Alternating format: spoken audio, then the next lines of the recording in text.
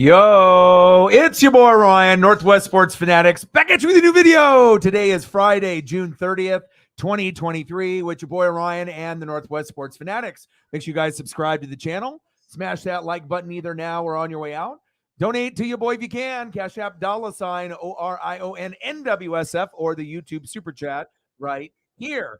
Let's go. We are getting very, very close within about, I think, 15 minutes until we get first pitch. Hope everyone is doing well. Nilly Philly in the building. Mick is moot. Wild in the building. What's good, man? I heard you guys had a little bit of a dilemma with the train.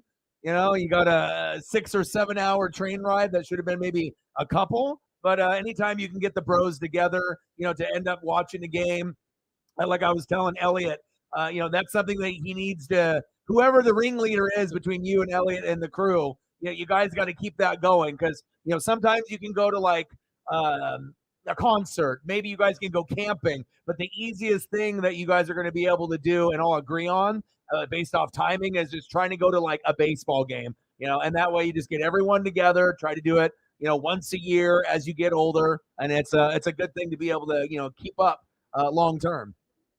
Nilly Philly in the building. Mick is moot. What is good? Tom's in the building. What's good? How are you?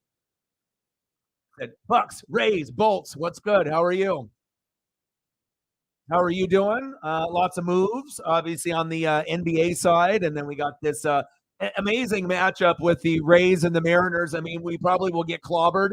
But the nice thing is we arguably have our best pitcher going against their best pitcher. So, yeah, we are the underdog. But as long as Bryce Miller's out there, I know he can give up a few home runs and give up some big, hits once in a while. But I feel that he's got the most electric stuff, out of all the starting pitchers. Like, I like him the best.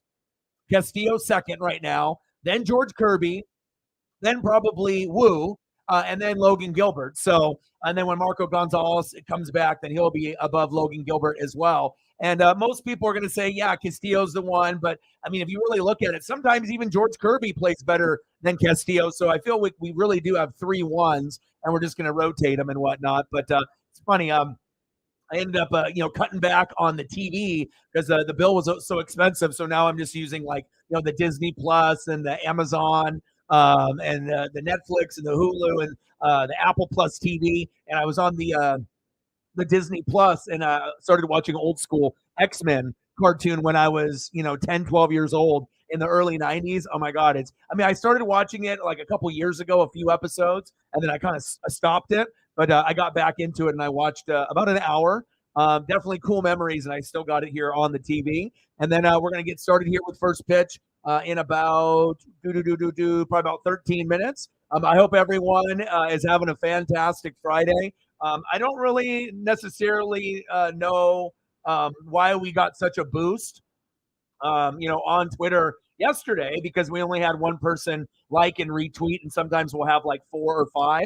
So when you get like 4 or 5 people to like something and retweet it, it goes through all of their, friends and followers, and then it can kind of exponentially grow. But sometimes we'll end up getting, maybe 10 to 50 extra views on Twitter, and we almost hit 600 on there, which I thought was kind of weird because it's not like I'm paying for the check mark and I'm paying for like a boost to be able to have my post maybe seen by more people. But I'll take it. So, and obviously we got the new format. That might be something to do with it as well.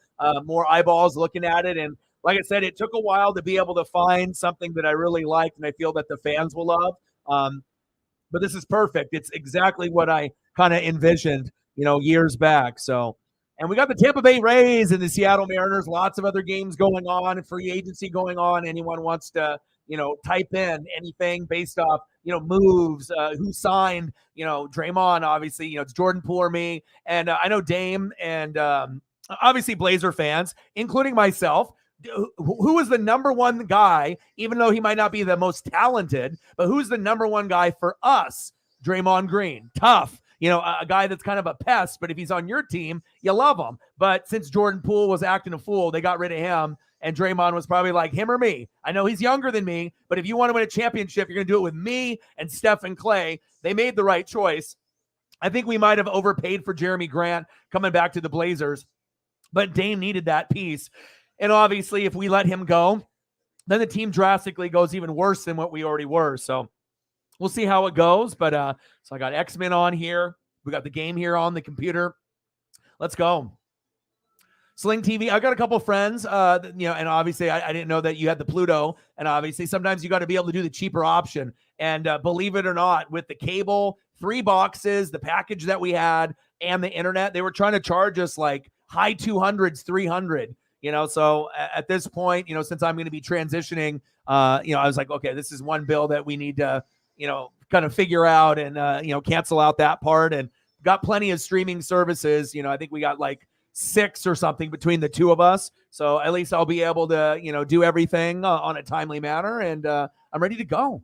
I am ready to go. Yeah. I think good is an understatement. We're talking about World Series contender. We're talking top 3 team in Major League Baseball. The Rays, the Rangers from Texas, Atlanta Braves. I mean, that's been the top 3 for how long? And we know the Astros might be able to catch up in the Yankees, but still, it feels like the Rays and the Rangers, as long as they don't have any serious injuries, they're the teams to beat. They're really, really good, like the Yankees and Astros traditionally are. So I think, maybe the Yankees or one of those teams might be able, like Astros, might be able to, take out one of those other 2 teams, but definitely very, very competitive, and I really like what the Orioles are doing. I wish it was the Mariners, but the Orioles are really fun to watch. If you're a fan of baseball, you're going to want to watch the Braves or the Rays or the Rangers, to be able to see greatness unless you have your own favorite team. So, all right, X-Men's got to be paused, and let's go through the thumb. Okay, so Wander Franco. So I was going to do, obviously, Shane and, my guy here, Bryce, but I was going to use Julio. But I Wander Franco, the phenom, so I had to get in with this ice, and then we got the Bryce. Normally this was going to be Wander Franco, right, versus Julio here on the thumb. But I was like, you know what? This is my favorite pitcher out of everyone that's on the squad right now. And I've only used the thumb once so far this season. So I was like, you know what? We're a huge underdog in this game. I don't know how we're going to win, but if we do or keep it close, it will be because of Bryce Miller. That's facts. All right, Rays, let's go over your lineup here real quick. All right, here we go, baby. Oh, I got Dave Sims in the booth. I love him. All right, so starting it off for the Tampa Bay Rays, first baseman, Yandy Diaz. This is the first time I've done a Rays game all year with either the Mariners or the Dodgers or just a game that came up. So I am very excited to see how good this team is, which I already know. They are very, very good. I've seen bits and pieces of games, but I actually haven't watched a full game of them yet. Today, batting second, shortstop phenom. Get his rookie cards when you can. Wander Franco. And that's why he's on the thumb, baby. I see you, Wanda. Batting third for the Rays, right fielder, Luke Riley. Batting fourth and cleanup. You remember him in the WBC, making moves, making plays. Left fielder, Randy Arozarena. This guy is nice. I mean, obviously, Franco, everyone on their team, he's like the up-and-coming guy, the Jordan Walker, for the Sarah's Cardinals, my Julio from last year. That's this guy right here, the Wander Franco, right? But sometimes you get a guy that might not be the most popular name, kind of started to be able to make a bigger name for himself in WBC in the World Baseball Classic. And then that carried over that momentum. And now they're arguably the top World Series contender besides the Rangers in the American League. And a lot of it is because of Randy. All right, X-Men goes back on. Boom. Third base, batting fifth, Isaac Paredes. Batting sixth, DHing for Tampa, Josh Lowe. Batting seventh, center fielder, Jose Cedi. Batting eighth, second baseman, Taylor Walls. That's a cool photo. And batting ninth, catcher, Christian Betancourt. And on the mound for the Rays, which is absolutely ridiculous. Okay, 11-1. 2.23 ERA. This is the best pitcher we've matched up all year with.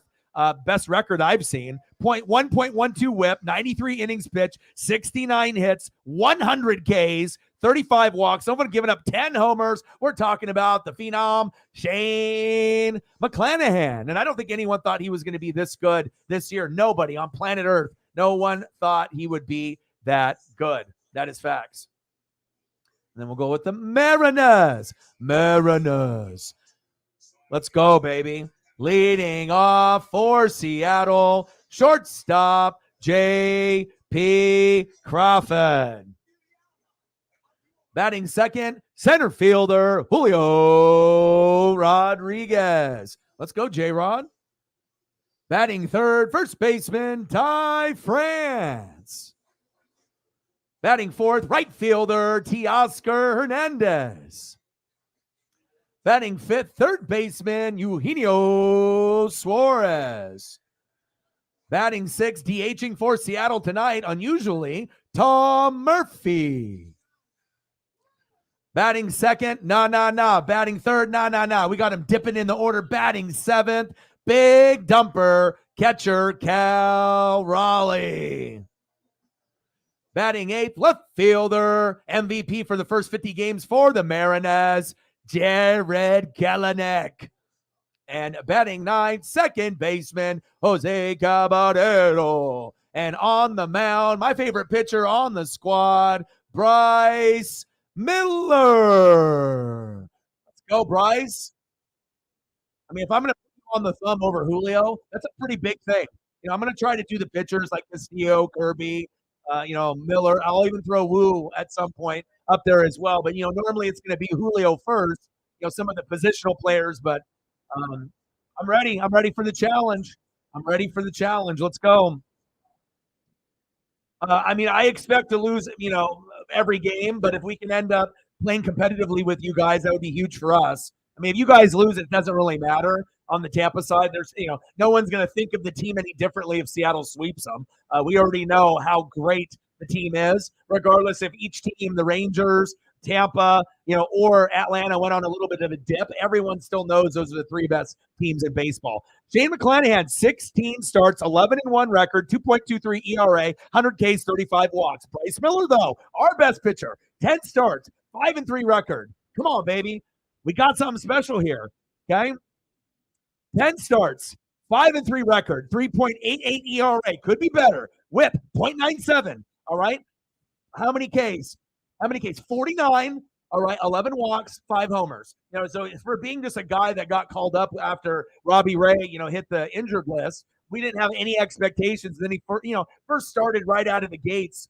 With his first 3 starts, his ERA was like 0.50. It was just something ridiculous, right? And I knew that wasn't going to last forever. And, he did get roughed up, play a good team, and maybe give up, 2 to 7 runs, kind of get back to reality a little bit. But if you actually follow the Mariners as much as I do, I feel that, Castillo is the best, but Bryce Miller and George Kirby are so close. Like they have the potential to be the number one at some point. I mean, I guess it just depends on, really what happens with our team long term. But I'm really liking everything besides Logan Gilbert struggling. That part is a little hard to watch, but I really do think we got 3 1s in Castillo, right? Bryce Miller, who could end up being better than Castillo. And I wouldn't dare say something like that unless I really, truly believed it. Even George Kirby, has some heat, has a little bit of electricity. Everyone's got electricity, including Wu in that starting 4. But then, Marco comes back. We'll see where it goes. But Logan Gilbert, everything is kind of just like blah.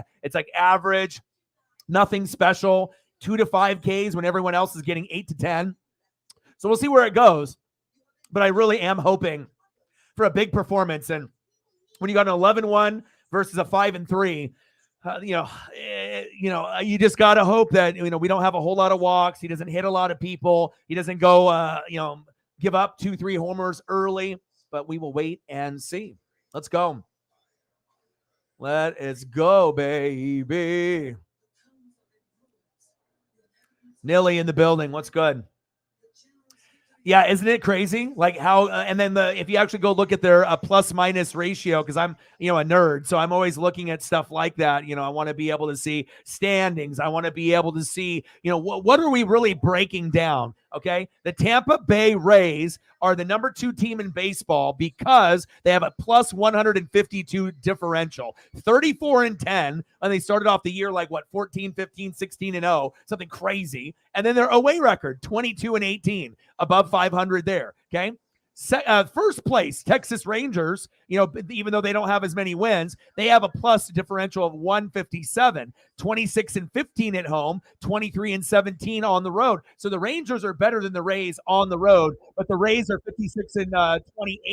The Rangers are 49-32. And then the third team with the best differential, the Atlanta Braves at a 54-27, second best record, third in differential, plus 129. And everyone else in Major League Baseball, the highest after that 129, I believe, is Astros at 56 and the Dodgers at 62. So it kind of shows you how far ahead they are of the Dodgers and the Astros. Those are the 3 best, and those are the type of stats you need to look at to be able to kind of make that proper breakdown. And that's what I do. I do the analytics. I do the metrics. I want to see the wins. Why are they at that win mark? So, yeah, I mean, there's still plenty of time, but I think it's, if you watch, I mean, for me, I watch a lot of baseball. So I don't watch just my team or the Dodgers. I'm usually watching in the morning and the afternoon. So it's like if I'm fully invested in a sport, I'm watching, probably a couple games a day, really trying to break down all these teams. So, all right, baby. Let's go. Leading off for the Rays, first baseman Yandy Diaz.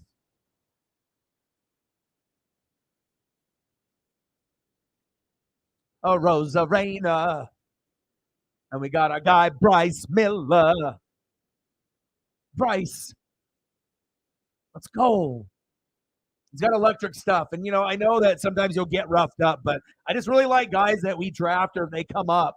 Nothing against Castillo in the trade and getting him to come over. But, it just always makes it more special when you can homegrown a talent or it's your guy. You've seen him in single A, double A, triple A, or he got drafted like Kirby did first round, and you just knew that he was going to be good. But how good? Obviously we don't even know how good a lot of those guys on the roster are going to get, especially if we can actually get some hitting and if we can actually hit more than 230 as a team. If we can get that up to fucking 280, not even 300 as a team, that would probably give us like 10 to 15 more wins. So. Reflect, my guy. Let's go. It's Miller time, baby. I put him on the thumb over Julio. So that's a big fucking deal in my book. I'm usually going to go on the Franco. I could have did McClanahan and obviously with Bryce, but I was like, you know what? He's my favorite pitcher on the roster right now. He just, and I got to be able to represent. Not a lot of people that are doing Mariner games on a regular daily basis. So I got to be Mr. Seattle Mariners. I got to make sure that we're given the proper exposure and the proper love for who deserves it for the Mariners. It's not always going to be Julio, even though he'll be the most popular player. And we got Sims in the box, which I love. Pitches low and outside, 1-0 count. Yandy Diaz, 318 average, 12 homers, 38 ribbies in 2023. Pitches outside, 2 balls, no strikes. I missed you, brother. Glad that you're here in the building.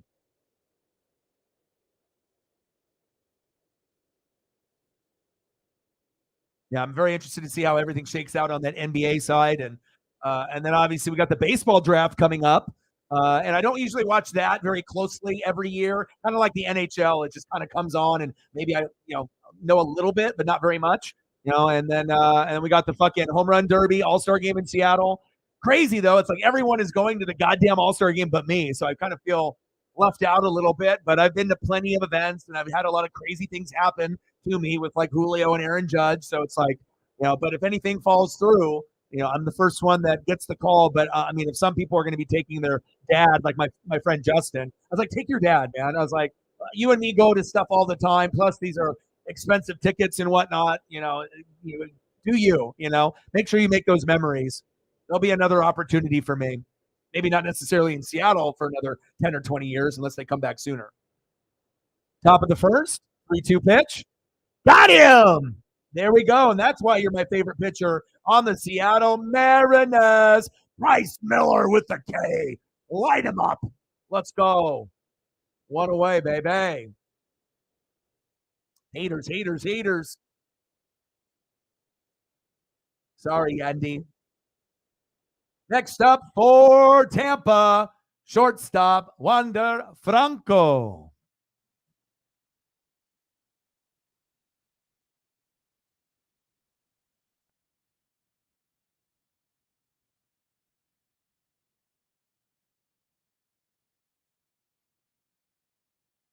Sauer in the building. What's good? Well, Bryce is our best pitcher. I mean, Castillo, is for reputation. When he's on, he's obviously our one. But if he's struggling a little bit, and even if Bryce is a little bit too, who's got the more electric stuff? Who do we trust the most? And I feel right now, I think I trust Miller and Kirby just as much as Castillo, sometimes more. Got him. Look at that, baby. See, I put him on the thumb instead of Julio because he is my favorite pitcher on the Mariners, and we already got 2Ks. So I'm just trying to talk it into existence. I know how hard this game is going to be, okay? But you never know. Maybe you just got to get a little bit of juice. You got to be able to represent a little bit. I can put the Julio on the thumb every fucking time. But sometimes, when you got that guy, you got to let him know. Batting third for the Rays, right fielder, Luke Raleigh. Grounder, get it. Bobbled. Shitty throw to first, and he's safe. Get the fuck out of here. Jose, go to the bench. If you can't even do a normal play like that, and Colton Wong can, I don't even need your bat in there. Hit the showers. Come on. That's terrible. Why are you bobbling it at the very beginning of the game? And then at least make sure the throw to first is good. Don't bobble it and have a shitty throw. Get him out of there. See, we can be harsh as Mariner fans on our own.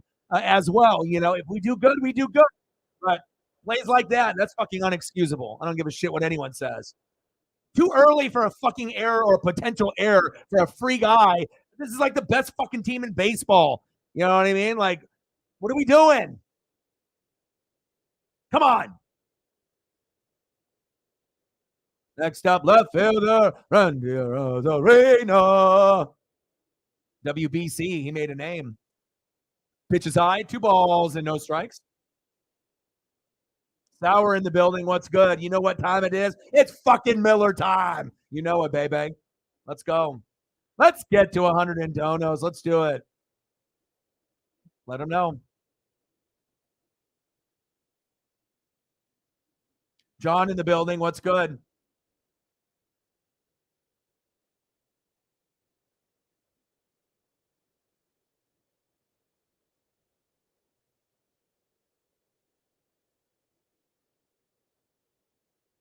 Reflect as Mariners like me, brother. I got to be able to have at least 1 or 2 people in here that love the M's and have been following them from the 80s or 90s or older. We got some younger Mariner fans as well, but a lot of the OGs, like I've been watching since like the mid 80s. So, when you've been watching that long, you already realize how many good seasons we've had and how many, so-so seasons or bad seasons. Count is full. Top of the first. 0-0 on this amazing Tampa Bay Ray team. And we already got 2Ks. Let's make it fucking 3 for my favorite pitcher, Bryce fucking Miller. Let's go, Bryce. Electric stuff, baby. 3-2 pitch. Come on, Bryce. Got him! Yeah!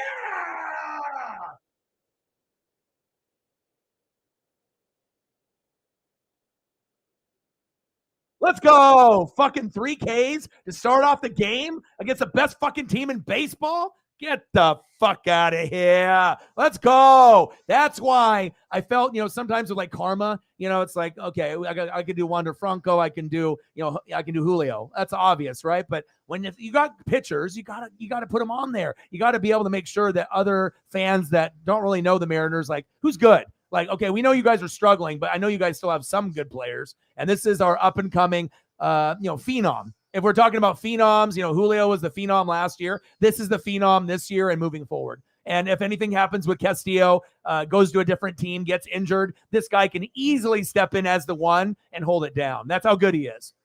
Let's go, baby. Let's go, baby. John's like, let's go Rays. I mean, they're fun to watch, man. There we go. And I'm hoping that your Cardinals can get a little bit better for you and Sarah's sake. It's a rough year, trust me. Just like with Elliott and the Padres.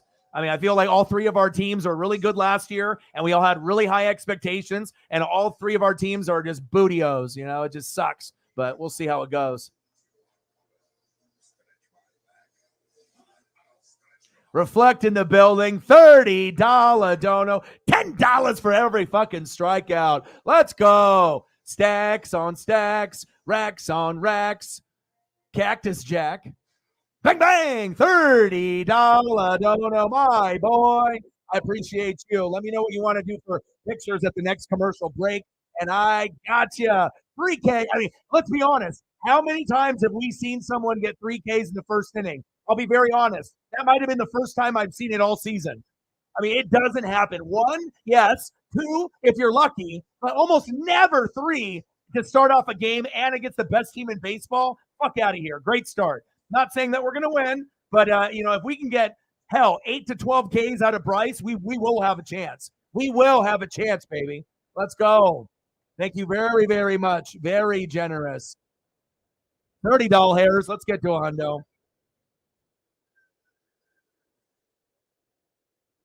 And that's why the Orioles are on the up and up for a franchise moving forward. If they ever do spend money, that they could overtake, the Rangers or the Rays or possibly the Astros and Yankees long term if they can, maybe boost up a little bit, pay some money. But they definitely have value players, and they're getting the most out of them. And I actually listened to an interview with some of the Orioles players and Rushman, because he's from Oregon State. And he said that the bond with the players on the Orioles started last year, and a lot of them hang out outside of baseball, and that's why they're doing so good. So sometimes you got to be able to, get that inside information, because most people wouldn't assume that that's what's going on. Pitch is high, and he walked him. JP with a walk. Let's go. Yes, sir. I'll take it, JP. Go to first, baby. We'll take that walk, McClanahan, especially with the crazy-ass record that he has. Next up for the Mariners, center fielder, Julio Rodriguez. Let's go, baby. Come on now. Let's go. Just don't swing on every first pitch or second pitch. Please, do the fans a favor and understand that singles are good. Doubles are good. Triples are good. You don't have to go for a homer swing every time. Big swing and a miss. Homer swing with a homer miss. Down 0-2 in the count. I can't even tell you how many times I've seen Julio down 0-2 this year. 100? 150? It's been a lot. Rare 3 Ks in the first inning for Kirby. Awesome. 0-2 count, the most common thing in baseball on a Julio. Pitch is high. 1-2 count. At least he didn't swing at that garbage. Yeah, they're better than pretty good. They're the mirror image of the Blue Jays and the Mariners of last year. They're very good, and they have really good balance too. So if I was going to take a team that could upset the Rays or the Rangers, the Orioles would be my first pick. And then if the Astros get healthy, that would probably be my second pick. Because we already know how the Astros are. They'll find a way to get something going at some point. And then we'll see about the Yankees too. Oh, man, I love me some X-Men, man. Season 2, episode 4. I haven't seen the X-Men cartoon in a minute. Julio fouls it back. 2-2 count. Yes. I appreciate that. It's not very easy to be able to follow many, many things, but it is easy to be a fan. And if this is just the passion that you have, and like I said, if you would have told me years ago that I would be doing baseball, basketball, college basketball, NBA, NASCAR, hockey, I would have laughed. I would say, hell no, there's no way. Because it was it was based off NFL, college football, and then I introduced wrestling, and now we do everything. So, Julio. And again, if you really want to be an expert on things and not be fake or fugazi like a lot of people on YouTube and Twitch, you have to actually watch games, not watch highlight reels on, Twitter or Instagram or YouTube or watching a Sports Center Top 10. Speaking of Sports Center Top 10, ESPN, a lot of y'all watch sports. Big swing and a miss. Got him. Julio goes to the bench. No surprise. They laid off about 10 to 20 of their most notable personalities, but ESPN has already been garbage for many, many years. So now they're going down another path that's much, much worse. Nobody even watches them anyway, so it doesn't really matter. but I do feel bad for the people that have had jobs there for a long time that are good, like Susie Colbert. So we're gonna have to see what the Monday Night Football presence is like, but that's the only thing that they got left that's actually holding some ground. That's the only thing they got. Monday Night Football and then the pre-show. That is it. Everything else is a bunch of dog shit, and I don't think I'm the only one to think that.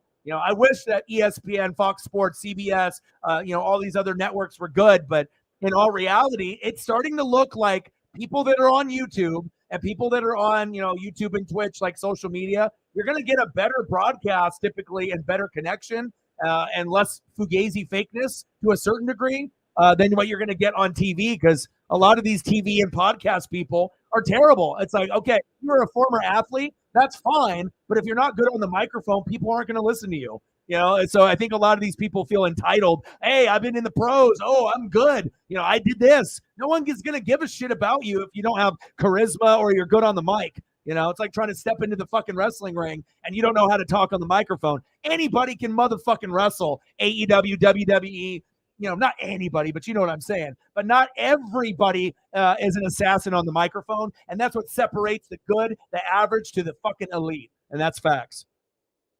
And we got that WWE pay-per-view, Money in the Bank, baby. All right, in London, England. And the crowd is just going to be so lit. It's going to be so much energy. Top of the first, 0-0. Runner at first, 1 away. 2-2 pitch to France. Chopper. Double play, 1, 2. Damn it. Tie. Come on, brother. I'll still show the photo for you, though.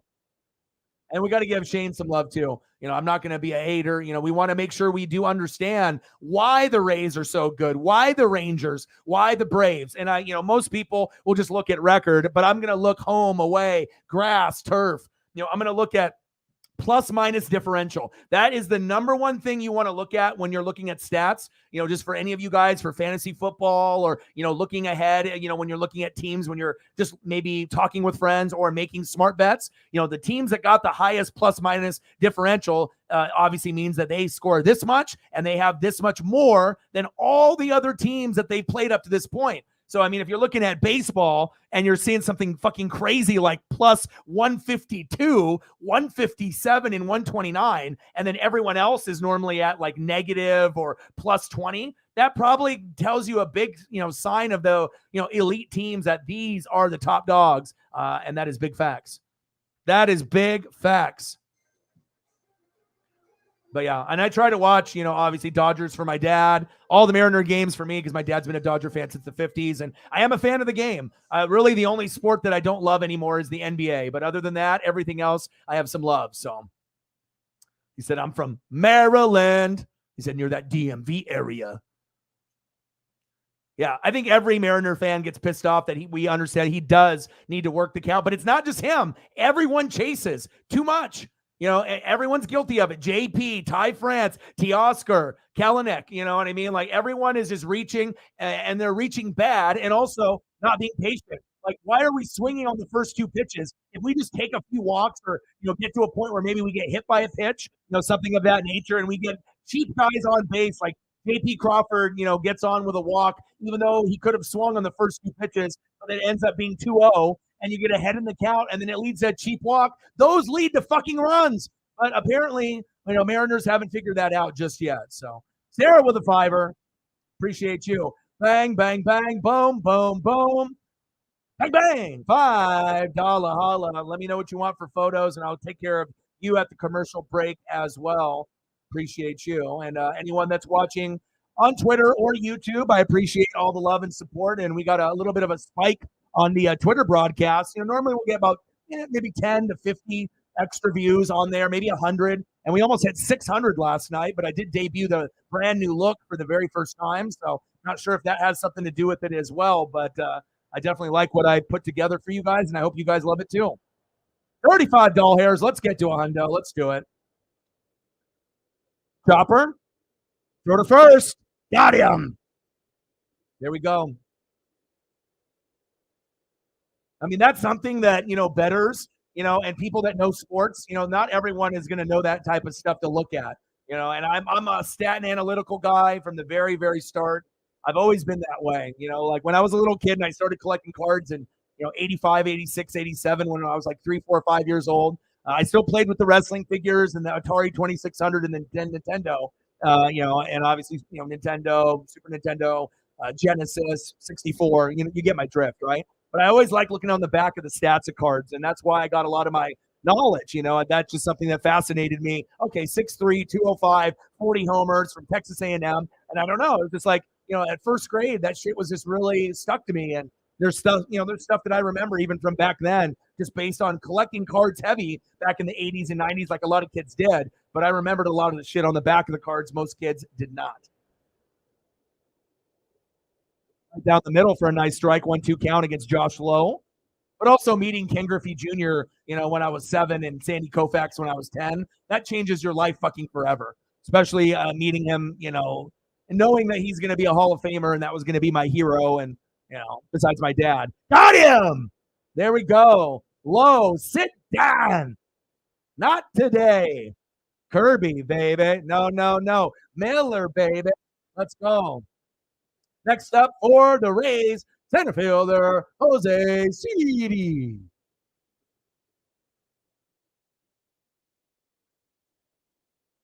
Come on, baby. Let's go. Top of the second, 0-0. Let's go, Bryce. It's Miller time. Pitch is outside. 1 ball and no strikes. He's got the hair. He's got the look. Baseball player through and through. And, any Mariner fan will tell you, sometimes it's hard to be able to decipher, who's got the stuff, who's got the electric stuff. But if you watch enough games, you start to figure out who's got the strike zone, who has multiple pitches, who's got the fucking most swagger, who's got the swagger out there, that's throwing the heaters. And Miller's even better than George Kirby. George Kirby's the first rounder. We expected him to be good. Luis Castillo came over from the Reds. We expected him to be good, right? We didn't expect shit from Bryce Miller. We didn't expect shit from Brian Wu. And we're getting electric stuff from both of those guys. Let's go, baby. Sims and Dan Wilson on commentary. Love that. Sims is my favorite in the Mariner broadcasting group. Got him! Oh, baby! My goodness. Who is electric? It is Bryce fucking Miller. I was like, something told me, put him on the thumb. I can always do Julio any other game, any other situation. It's not a problem, right? Do it another time. Man, let's go. 5 Ks? Give me a fucking break. 5 from a guy that's pretty much a nobody. That's what makes it fucking exciting. Let's go. Let's go. Let's go, baby.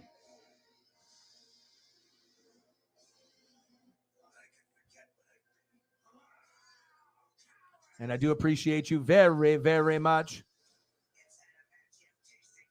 Yeah, everyone, and like I said, me and Reflect, some people are over 40 on the channel and some people are under 40. It's about half and half on my channel. Goes from about 18 years old to about 90. That's the range of people that are on the channel on typically a regular basis. And he will understand that at some point they have tape on you from last year. They know your tendencies of trying to swing for the fences on the first pitch strike, getting ahead in the count, and they figured you out. So you got to be not an idiot and respond and change. And not be so eager to hit, and swing on the first 2 pitches, I think, you don't have to necessarily be an expert, a part of the team organization to see that part, right?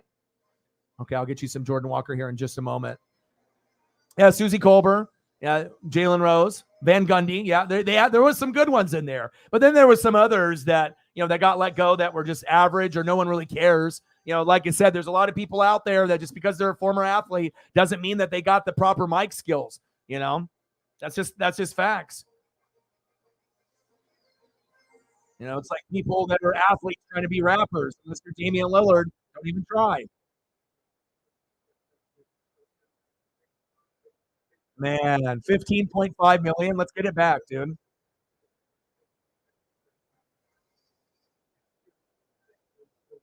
All right, come on, T. Oscar.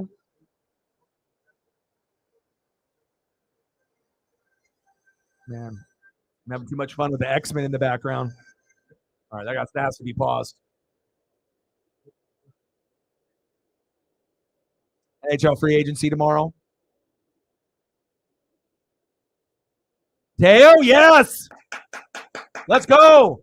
Go, go, go. Run for two. Run your ass off. Slide. Yes. Stand up double for Teoscar Hernandez, my boy. Let's go. Let's go. Let's go. Let's go. Aiden Hill resign. Okay. Nice Bryce. Nice Bryce. You know it, baby. Bryce is fantastic. $20 dono. A couple more Ks. Couple more $10 donations. Bang, bang, bang. Boom, boom, boom. Bang, bang. $20 dono. Appreciate you very, very much. Let's go. Next up for the Mariners, Eugenio Suarez.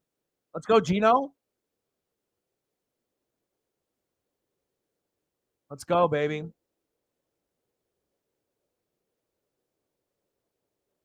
This is a fantastic matchup. That's best matchup all year for us. If I had to mark it, based off the records and who's got the electric stuff right now, this is arguably the best pitching matchup we've had all year.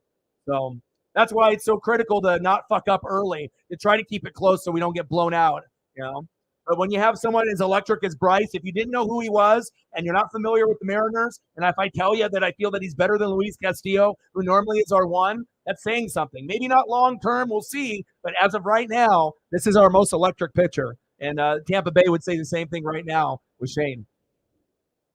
Benintendi. Oh man, we could have had Benintendi. I don't know if Benintendi would have came to Seattle, but I would have had him here. I think the Mariners fans would have loved him.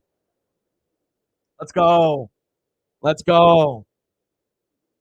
5Ks already. That's what I'm saying. Even Kirby probably couldn't get 5Ks. Castillo probably couldn't. Woo. It's like some of these guys could probably get 4, or 3 in the first 2 innings, but not 3 in the first inning and 2 in the next. I mean, at this point, you're pacing for 10 to 13. Oh, baby. Going back. Gone. Let's go.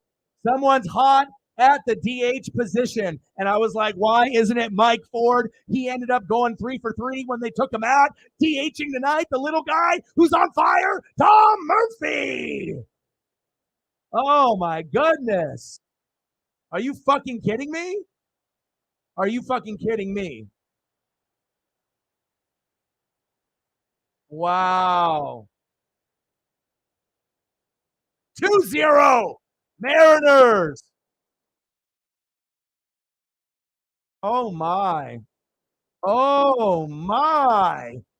Are you fucking kidding me?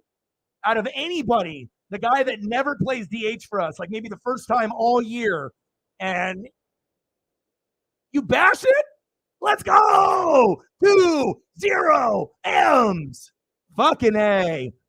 Oh, baby. Next up, big dumper catcher, Cal Raleigh. Oh, my. Let's go. Oh, my God. That's what I'm talking about, baby.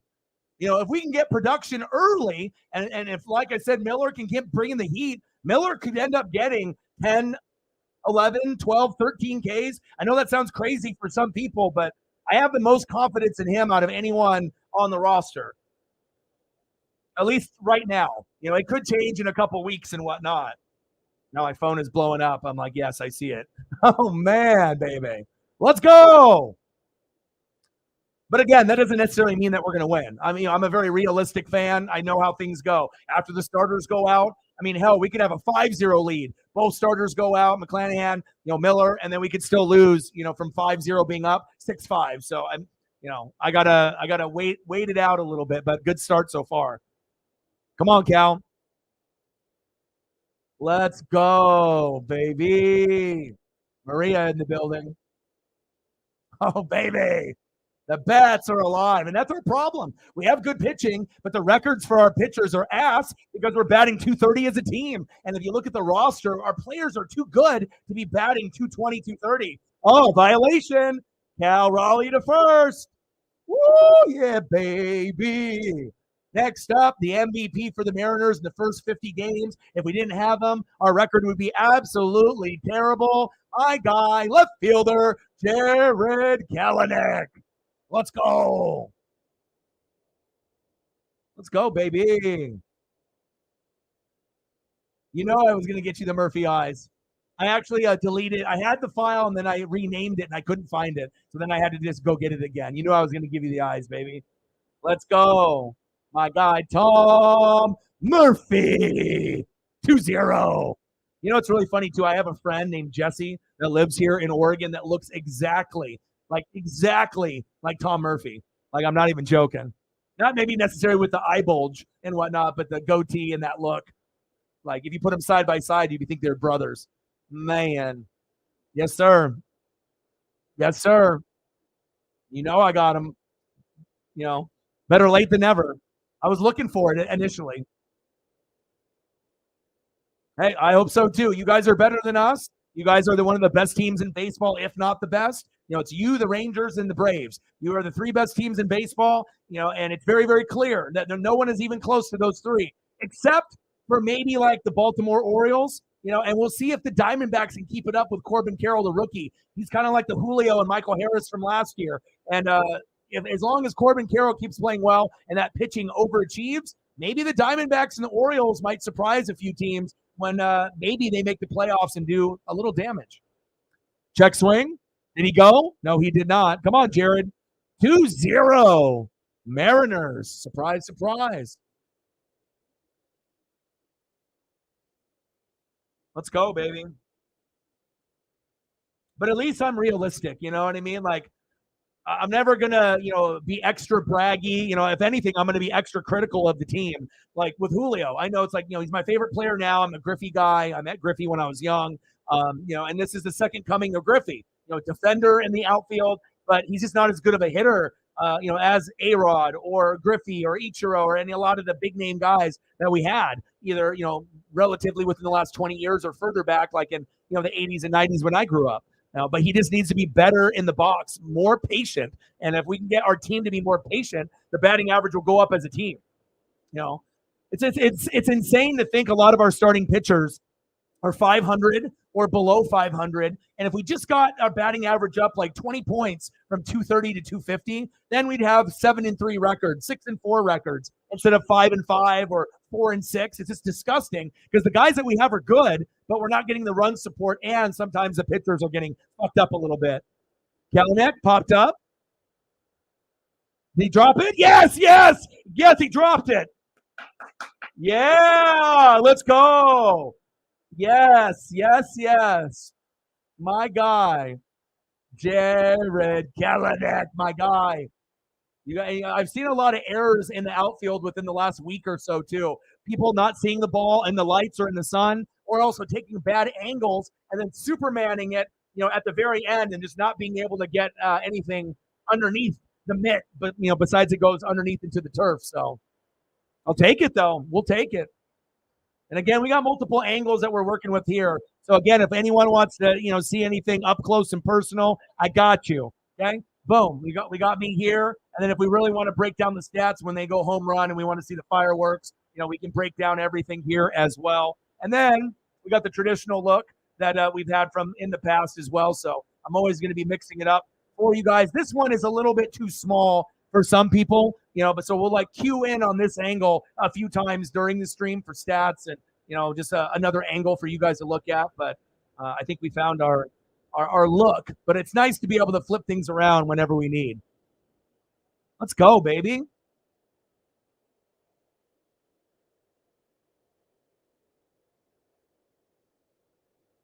Yeah, and I'm the only Mariner YouTuber that I think is consistent.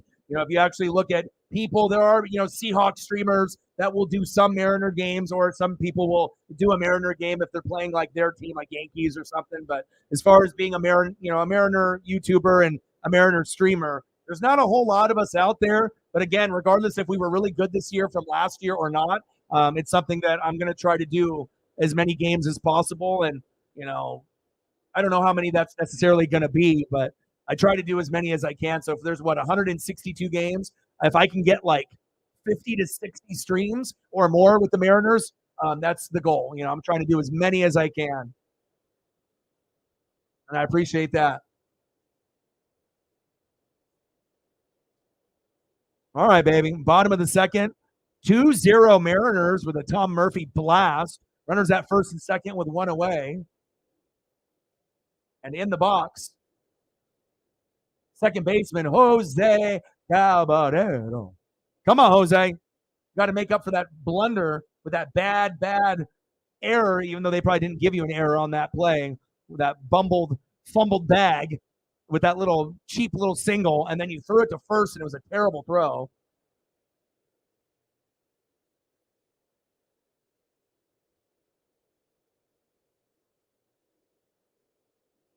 I appreciate that.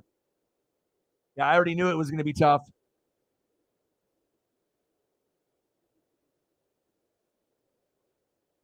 Appreciate that. And I always try to keep it 100. I'm not like every other fucking streamer that just is about their team and, talk shit about all the other teams that are either that they're playing, on the stream or in general. I'm going to give plenty of love because if I didn't really love the game, there's no way that I would do something like this and have, I wouldn't put in the time to prep, every single player, every single, position, every single photo, multiple photos, so I definitely love the game, and I want to be able to showcase, that it's more than just, your favorite teams, your favorite players. Once you start appreciating the league as a whole, then you really start to enjoy sports as you get older. Less haterade and a little bit more love of the game. And that's for every sport, NFL, college football. And it's like, it's kind of crazy to me too. I have more Saints fans that sub to my channel than Tampa fans because a lot of Tampa fans don't go on YouTube for whatever reason. But I keep it 100. I'm not going to be a hater and talk shit. If there's players on the Saints, even though they're my main rival that I like, and I'm going to give them praise, I'm going to do it. And I think it's really what separates this channel from every other channel out there is the analytics, the statistics, breaking down every team, fantasy football, all sports, including wrestling. It's not an easy thing to do, but when you love something, it's a part of, who I am and what this channel is about. We're fanatics. We're not average here. Let's go, Jose. Yeah. Bases loaded. Let's go. We're loaded up, baby.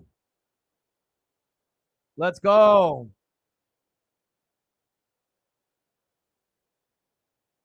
Let's go, baby.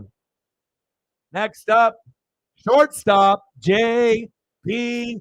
Crawford. Let's go, JP. Yeah, I mean, it's one thing if I would have just did like, photos and did things for my own team, but I mean, I really do truly want to be able to vibe with any team, any fan base and whatnot, and it just feels good. And also, you don't want to be that person that acts like they know shit and they don't, because, obviously when people lie, on stream or in real life, I mean, it's very easy to tell the people that are fugazi and fake and the people that actually do watch and read, and instead of saying that they're doing things, you can tell that they really are. Yes, I appreciate that. Colton Wong is live streaming the game, huh? Go, baby. Safe.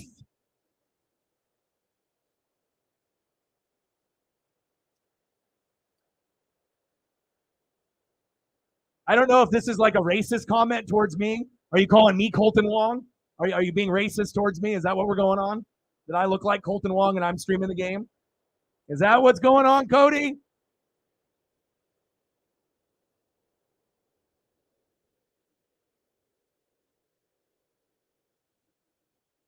There we go.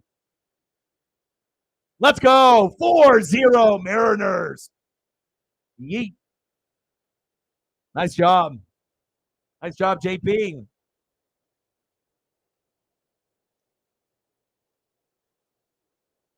Next up, Julio Rodriguez. Let's go, J-Rod.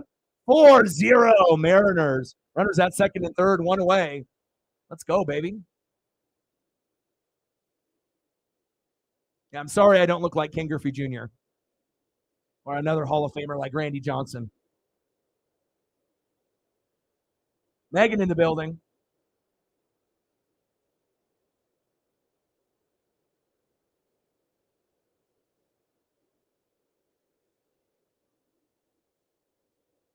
Oh, no worries. Glad you're in the building. Let's go, baby. 4-0. And I'll still get the photos up there for Reflect and for Sarah here. He said, it's not racist. It's the headband, I swear. He's like, I don't want to get booted out of here already. I just got here. Bottom of the second, 4-0 Mariners. Runners on second and third, 3-1 count to Julio, baby.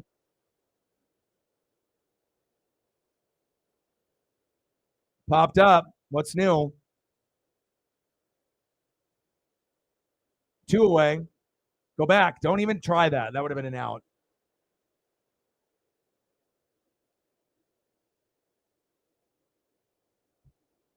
All right, I'll follow you back. Did I follow you back already?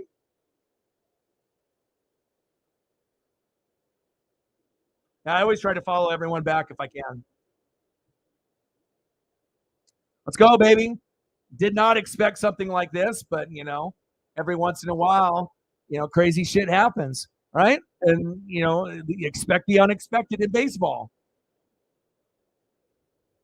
Like Herman for the Yankees, right? They played the Mariners and we put up 10 runs on him. And then his next start, he goes for a perfect game. Like, baseball is so fucking weird, that you just, you could be terrible. And then the next game, you give up 10 runs against the Mariners. And then the next start, you throw the first perfect game since Felix Hernandez in 2012. 11 years. That is just wild. Crazy, crazy shit.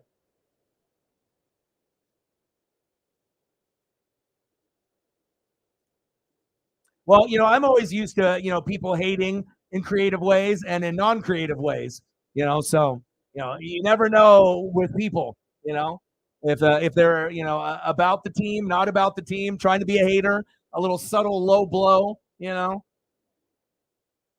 Sometimes people try to, squeeze things in to see if people notice.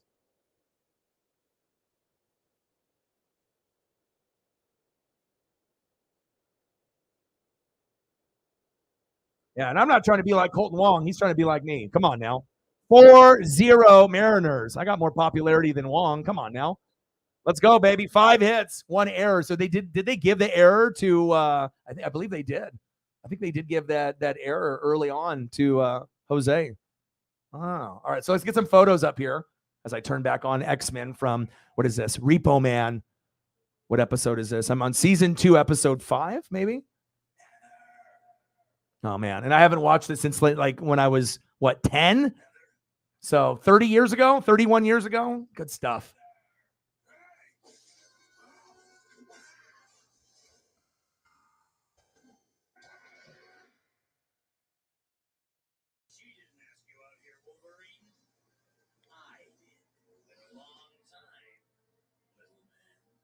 And I appreciate you, Sarah. Get you the Jordan Walker here real quick. And then we'll end up getting Reflect. Do you want some like Edgar Martinez or something of that nature, something old school? I know you don't really care about the photos, but I'll throw some like, maybe 80s or 90s Mariner players. I can do something like that. Unless you got someone in mind. Sometimes there's not as many options for some of the older guys, depending on how popular they were. But I appreciate anyone that donates. And if you do, then you end up getting something special from me. Not only the, obviously, love and support and the shout out, but we always try to go a little bit more. And I got to hit you with the Cardinal logo. I can't have the fucking Mariner logo on there. There we go. I got to do it right? You got to put in that extra work. Now, do I need to do that? No. But does it make the photo look better? Yes, it does. And I appreciate you. Thank you so much.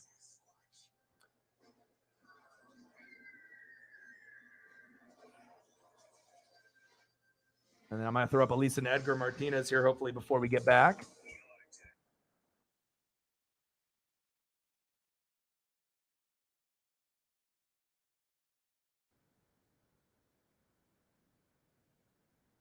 And I appreciate you very, very much. 4-0 Mariners. It's like a perfect combination, right? It's a perfect combination. You get a surprise that you're not even expecting, and then you're getting a fucking lights out performance against the best team in baseball besides the Rangers and the Braves, right?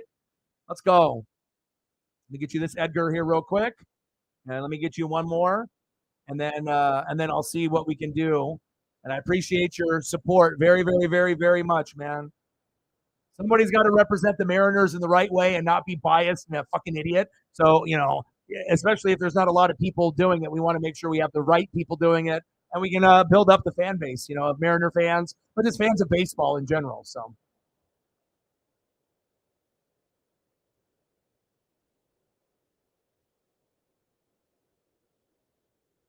Colton Wong shouldn't even be on the fucking team. So, popped up, one away.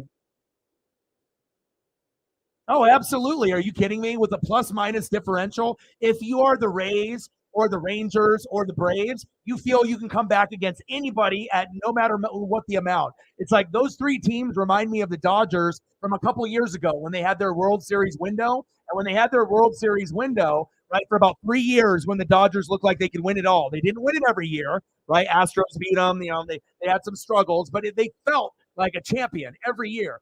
When I was watching the Dodgers with my dad in those years, one out of every 4 games, they would be down 5 runs or more, sometimes even in the ninth inning. One out of every 4 or 5 games when they had that scenario, down 4 or 5 late or at the middle of the game, they came back and won. And I feel that only the top teams that have the good plus minus differential can typically do it. Now, with Bryce pitching so well, as long as he's in there, it's not going to be good for you guys. But once Bryce goes out, that's when you guys will catch up. Now, depending on what we have for a lead and when the bats open up for you guys, and it also depends if Miller goes 6, 7 innings, 8 innings, or if he ends up going out. But at this point, it doesn't look like he's going out anytime soon. So, but absolutely, I think. And then if I was a biased fan, right, I would say, hell no, you guys are screwed. But I'm being real, and a lot of times people can't be honest or be genuinely real. And me and Reflect have been fans, for a long, long time. I've been watching, since the '80s. A lot of us, have been watching for a long, long time. I mean, for a typical fan, right? Yeah, it definitely looks not good. Like our pitcher is doing fantastic, better than yours, right? Get him! Oh, got him! Right? And obviously the bats are opening up, but that doesn't mean that it's over. No problem. I got you. Bethencourt, you're not a fan? He said we got to trade him. I feel that way about Logan Gilbert, our pitcher. He went from our first best pitcher to 6th now. All right, next up is Yandy Diaz. Make sure we give the love to the Rays fans and baseball fans as well. And it's actually one of my favorite parts of the show is actually working hard, trying to make awesome thumbs, but, going through the process of selecting, which ones I want to be able to debut for you guys. And I always try to pick the best HD 4K of every player, not just Mariners, but, others as well. No problem. I got you. $55. Let's get to a hundo. Yeah, every team could use a little bit more, but even if the team relatively stays the same, the Rays, the Rangers, and the Braves are good enough to win it all. They've shown that up to this point. Braves have got the most experience, and Rangers and Rays, it's kind of a new thing right now. And for the Rangers, it's Bochy, and obviously the former, San Francisco Giant manager that, managed Madison Bumgarner, Mad Bum. So that's the reason why the Rangers are doing so good. And for obviously the Rays, very good at home and on the road. But when you start off 14, 15, 16 and 0, and it's not a fluke, then this is what you get.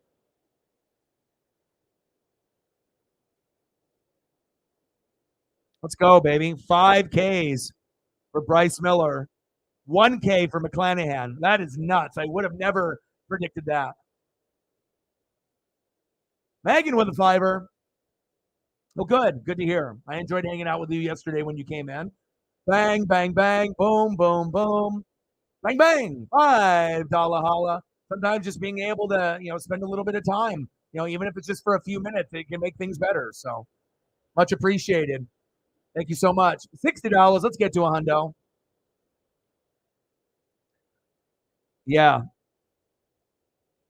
And if you look at their batting average, 316 for Diaz, 283 for Franco, and then Rayleigh 274, Randy at 285. It's like everyone is at like the high, 260s and up. So,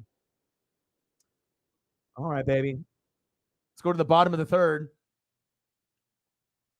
He said, might have to become a no, you'll be fine. Like I said, it's got to be exciting to be able to, be a surprise team.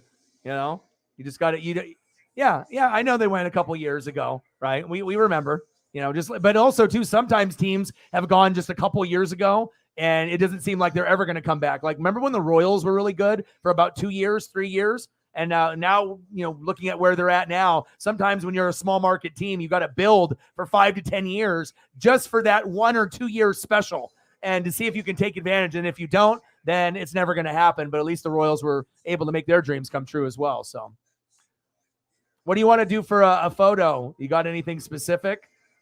I can get you, if you're looking at something specific, I can see what I got for you.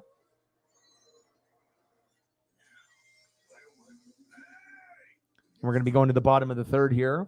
Little Edgar from my boy Reflect. And then a little bit more Edgar. How about a little bit more? It's an Edgar party. He doesn't get enough love and appreciation fucking anyways. I'm a big Griffey, Randy Johnson guy, but got to be able to show some love for our guy Martinez.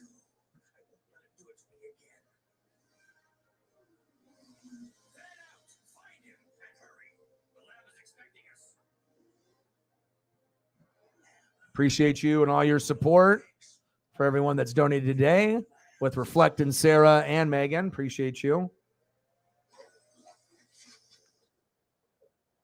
Let's go, baby. Everyone wants a high five from Edgar. Are you kidding me? And Jeff, the guy that works at Safeway, that he's worked there, and he's like my Mariner buddy, and he's been working there for like 15, 20, 30 years. He's a big Edgar guy. And so before I move, I think I might end up giving him my Edgar Martinez statue figure. Like I said, I'm not going to be able to see him that often anymore, and I want to make sure that I know he doesn't own it. You know what I mean? And I know he wouldn't be expecting anything like that from me, but I think that would be kind of a cool gesture to be able to hook him up with something like that.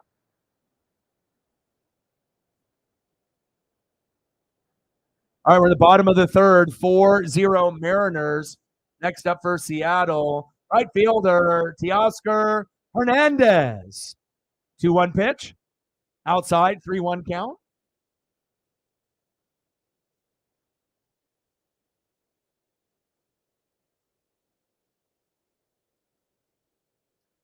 Another strikeout on pace for 15. Yowza! $10 holla. Bang, bang, bang, boom, boom, boom. Bang, bang. Not $1 per strikeout, $10 per strikeouts. I appreciate you. $60, 6Ks. You're the man. I appreciate you more than you'll know. Appreciate you very, very much. 70. Let's get to a hundo, baby. All right, next up, Eugenio Suarez. Let's go, Gino. Come on, baby. He's doing the Birdman right there. Fly away, baby. Fly away. We need homers from you.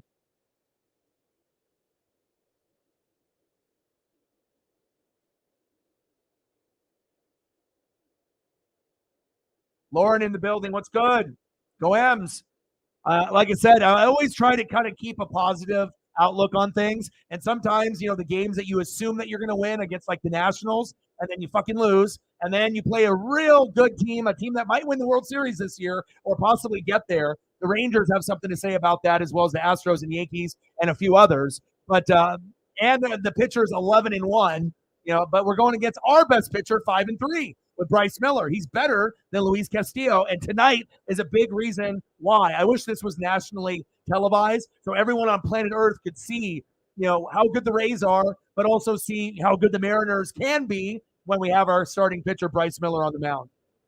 Gino, grounder to third. Double play. Got him! What a pretty double play there.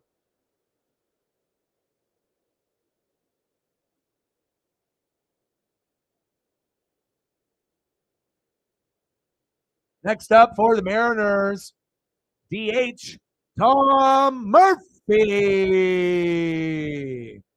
And he went yard to give us the lead early on against McClanahan. Unreal. But also, too, I was like, Scott, what are you doing? It should be Mike Ford, right? But if you remember, in the last game, he went like 3 for 3, and then they took him out, which they sometimes do with Mike Ford when he goes 3 for 3 or 3 for 4, and then they put in like Dylan Moore or some other guy at the end of the game, and then we lose. So to recognize that Murphy's been hot and to take a chance and have a little guy at DH come through, That was a big gamble, but it paid off.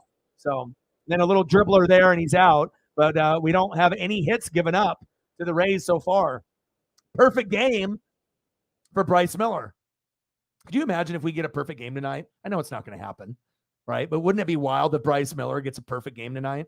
Gets like fucking 14 Ks or something insane. Oh, baby. Let's go. Yeah. I mean, I do have a link. I'm not really sure, how people watch baseball games through their MLB package, through their cable provider or whatnot. But yeah, I mean, I'm always able to, if you send me a message on Instagram or Twitter, I can talk to you and we can kind of go over what your options are, if you're not able to actually watch this game or any baseball game. But I can always try to help people out if they don't know the resources. Yeah, because obviously, some people have cable or satellite. Some people have the MLB package, and some people will stream. So you just got to be able to decide on what's best for you. But I am always willing to help people out if they don't have the information. So, oh man, X-Men, let's go. They got Wolverine in like this water tank right now. It's the cartoon from the early 90s, which is arguably the best 90s cartoon in that time period besides Batman. Those were like the two best. And I still did like Transformers, G.I. Joe, Ninja Turtles. That's my era. And then after that, as I got a little bit older, right before I started getting into like more sports and girls and whatnot, those were the last two cartoons that I really loved. X-Men and the X-Men cards were unbelievable back then. They had like holograms and whatnot. And then and obviously the Batman series. Let's go, baby. What is it? 1K for Shane, right? 6-4 and a perfect game so far for our guy Bryce Miller. But again, he started off his first three starts and his ERA was like 0.40, 0.50, 0.30. So, I mean, this guy's got the most electric stuff that I've seen in a fucking long time. Besides maybe, honestly, he's got the most electric stuff since Felix Hernandez. And I don't think that's too crazy to say. Think about it. Out of all the guys that we've had, who else makes you feel like that? Who gives you that feeling where you feel like you can play anyone and have a shot? And that's the feeling that you want for your number one. That's my guy. And I love George Kirby a lot too. You know what I mean? But he was a first rounder. We knew he was going to be good, right? And he can get to 8 to 10 Ks also. But Miller's got more electric stuff. Kirby is more finesse. He's more finesse guy like a Greg Maddux. It's like not going to be 100 miles an hour all the time. Sometimes he's trying to finesse you and try to get you to chase, and he uses a little bit more strategy. Miller just throws fucking heaters, like Castillo does. Castillo and Miller are the same pitcher. Wu as well. Wu throws the heaters, Marco is more finesse like George Kirby. Those are the guys. And then Logan Gilbert just doesn't have anything. He's just Mr. Normal. It's just nothing exciting about him whatsoever. But hopefully he gets his mental health back and he won't be our worst pitcher on our staff. Pitch is high. 2 balls, 2 strikes. 4-0 Mariners, top of the 4th. My guy. Let's go. Oh, yeah. I collected those. I collected basketball, baseball, football cards, but I did Pogs. I did Magic the Gathering. A lot of people didn't really assume that I would be into those type of things, but Pokemon cards, I bought some, I'm all about flipping and being able to have like value. So if I know something's going to be worth something down the road, if it was a card or something to deal with a card, regardless of what kind of card it was, if it was valuable, I probably owned it. But I know it does surprise people. They're like, dude, you played Magic the Gathering? Yeah, I did. And a main reason why I played because I wanted to go against a lot of those people that had the expensive cards so I could hustle them. So it's like, we can play and I can get their Shivan Dragon or their Leviathan, Shivan Dragon in the red deck, Leviathan in the blue deck, the Force of Nature in the green deck. I'm a fucking nerd, I know. But those are the cards I still own to this day, too. Popped up, but I don't play anymore. One away. Can't always judge a book by its cover, Everyone thinks I'm just sports, and that's the only thing on my brain. But there's a lot more than that.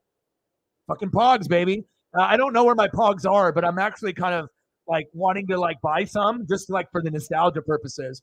I did have a really dope OJ Simpson slammer that was gold, and on the front it showed OJ behind bars with his hands on the bars, right? And on the back, it had the car chase with the Ford Bronco. And it was like the best fucking slammer. I won hundreds of pogs with that motherfucker. And then the second best one is I had a Michael Jordan one. And it was like a kind of a hard plastic slammer. And I would clean out people with the slammers. What's going on here at the mound? Is Miller okay? What does he have? A blister? Oh no, what's going on here? Hopefully he's fine. They got service, and I don't know if he's got something going on with his hand, but God, he was priming for a special game here.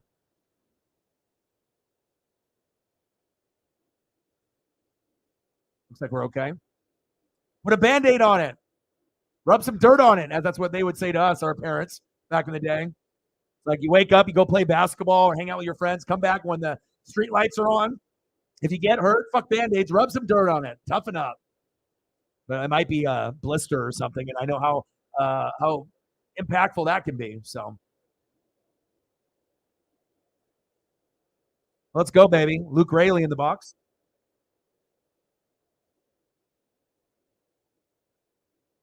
Swing and a miss for Luke. 0-1 count. Now try to give as many photos for every player as they go up. Takes more work, but it's worth it. 0-1 pitch is low. 1 ball and 1 strike. Dodgers won. Good, good, good.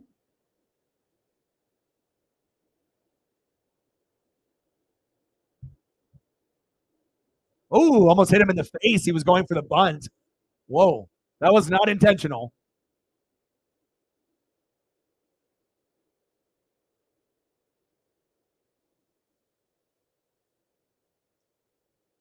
But if there's any other Mariner fans in the building, that feel that anyone's better, like if someone tells me they like Kirby more than Miller, I'm not going to argue with them. I like Kirby a lot too. But I just think that if you look at the pitchers and you can evaluate by looking and seeing, who's got the most electric stuff. When Castillo is on, yeah, you could say it's him, but overall, Miller's been the better pitcher this year. So I don't think it's that crazy to say that Miller's our number one. And even if Castillo is off, sometimes he's still better than Kirby and some of the others. Woo, because he'll still get a couple cheap strikeouts because of his talent. Castillo's got number one talent. We know that. Walked him. All right, come on, we got to get out of this. Yeah, but I think the order of the pitchers, for me, the ones that I like, I think I go Miller 1, Kirby 2, Castillo 3, and then Woo, Marco, and then Logan at the very, very end, as far as like starting pitchers. Top of the fourth, 4-0 Mariners. Pitch is high.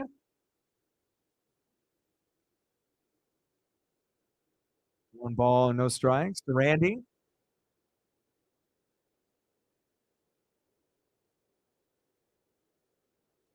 Arozarena. Pitch right down the middle, 1 ball and 1 strike. Yeah, I just think like the velocity when you see the ball go out of Miller's hands, it's just fire. It's like every time it's like electric, electric, electric, just like Castillo. And then Kirby's velocity is a little bit less, but he's more finesse and he's very, very good. Gilbert has nothing. Woo brings the heater too. Sometimes Woo, throws it a little bit harder than even Kirby at times. But this is awesome to watch, and hopefully Bryce can complete this game and maybe have something special happen tonight. Got him! 2-2, baby. Let's go. One more. Let's go, Bryce. One more, baby. One more. Already got 6 Ks. Let's make it 7, baby. Let's make it 7.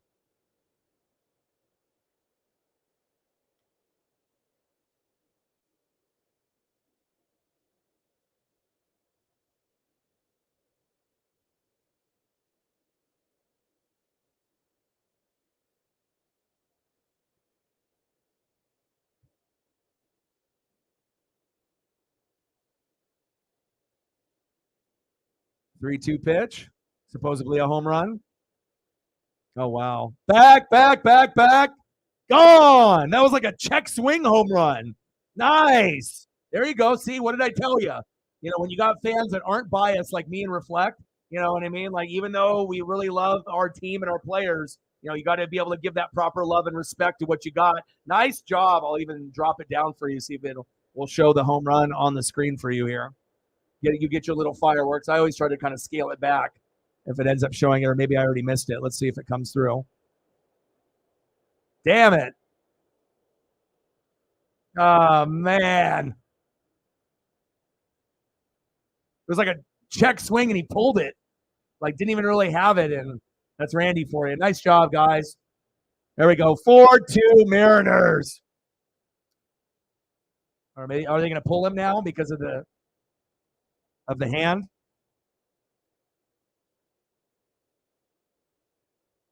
Of course, he wants to stay in, but we want him long term though. Ah, damn! They're gonna see now. Now he goes out early. We didn't even get him into the sixth inning, and now you guys could easily come back and win this game. I hope we win, but you know that's a shame. So he got a blister, and they got to take him out. Damn it! Damn it! Damn it! Damn it! But on the flip side, right? For me as being a fan, and you guys too, no one wants to necessarily watch a game that's 4-0 or 6-0. We want to be able to have it be competitive to a certain degree. So, you know, 4-2 is a hell of a lot better than 4-0. So, yeah, they pulled him. He had to go because the blister, like I said, I think it's on his throwing hand too. So every time he's, you know, doing 3 or 4 different pitches and it's spinning, you know, it's rubbing on that spot that's probably exposed, or if the blister popped or it's about to. So, yeah. Well, after one home run, you ain't getting another one, and if you do, you're going to get it from somebody else. So, damn, unlucky there, but it is what it is. All right, Megan, what do you want to see for a photo if you're still in the building? I got you. If you want like the normal stuff, I can throw you up with some Kraken photos real fast here as well, whatever you're thinking. But I'll shoot a couple here while we're waiting for the pitching change. Appreciate you and your support to the channel.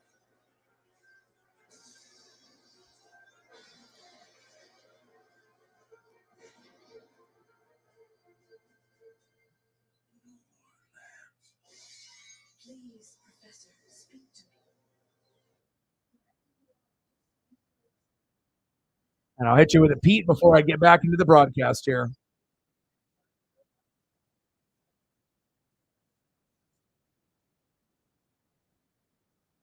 Appreciate you. Thank you for your support, as always. Handsome fella. All right, let's go. Yeah, damn it. I mean, I'll at least go 6 innings so I can feel pretty good about it. But you know, we want to have him be okay, you know, moving forward. But what could have been there? You know what I'm saying? Like he was electric. 6 Ks and then just one bad pitch. You know, that's it. One bad pitch in fucking 4 innings. I'll take that, you know?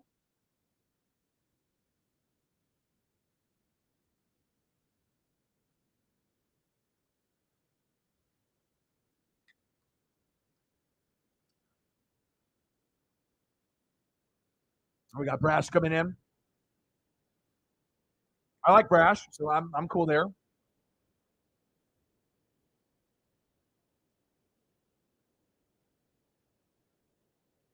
go, Matt.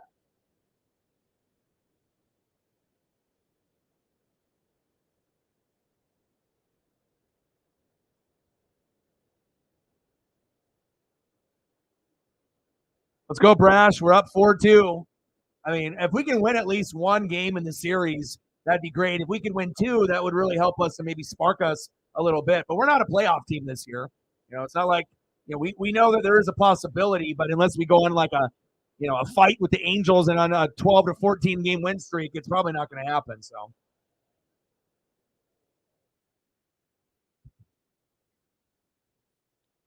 all right, come on, man.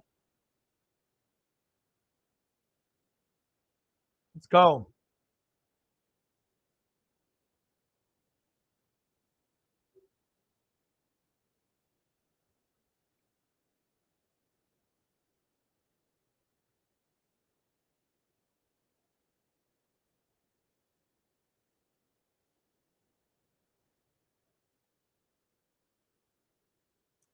Next up for the Rays, third baseman Isaac Paredes.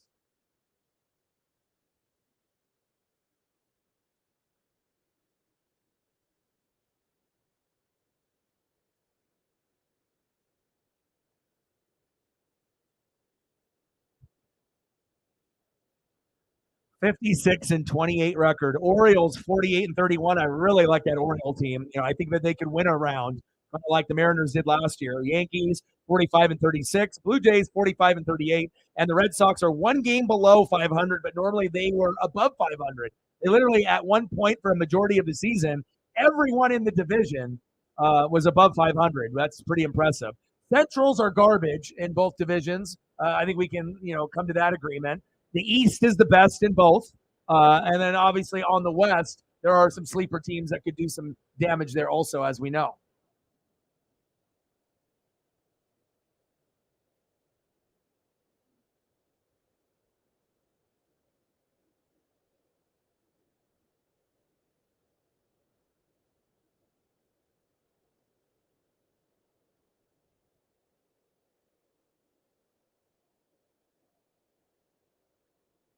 Paredes. Let's go.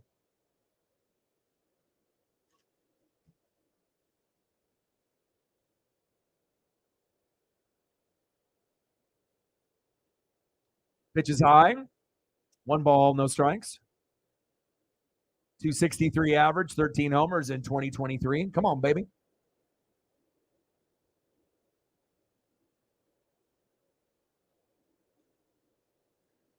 Pitches inside. 2 balls, no strikes. And again, you can have your starting pitcher out there, but anyone that watches baseball, no matter how good the starter is, no matter how good he does or how shitty he does, the game starts over once the starters go out. That's facts, and depending on if you have good mid relievers or closers, that could be really the difference between you hanging on to a win or coming back for a win. And that's big facts. I hope we can hang on, though. But it would not shock me if the Rays come back and win like you guys asked. I was real about it. Like I said, I know how good you guys are.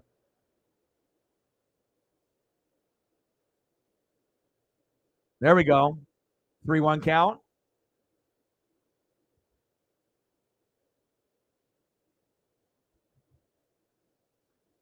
Top of the fourth. 4-2 M's. Walked him. That's not a good sign. That's not good. That wouldn't have happened with Bryce Miller. That wouldn't have happened with Bryce Miller. Damn it.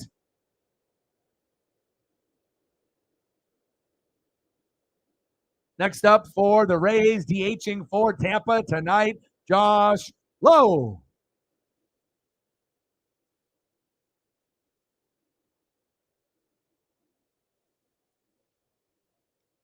Pitches high in the zone for a strike. Let's go, Brash.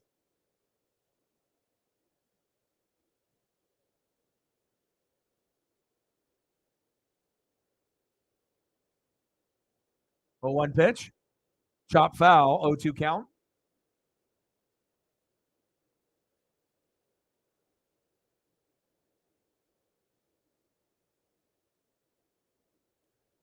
Come on, Brash. I like Brash more than I like Topa, but I mean they work pretty good together, as kind of a 1-2 combo right after the 6th inning typically. Safe at second. JP tried.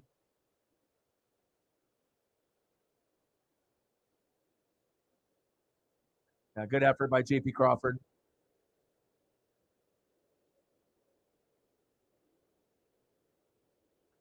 Yeah, he just needed to have a little bit more oomph on that throw, but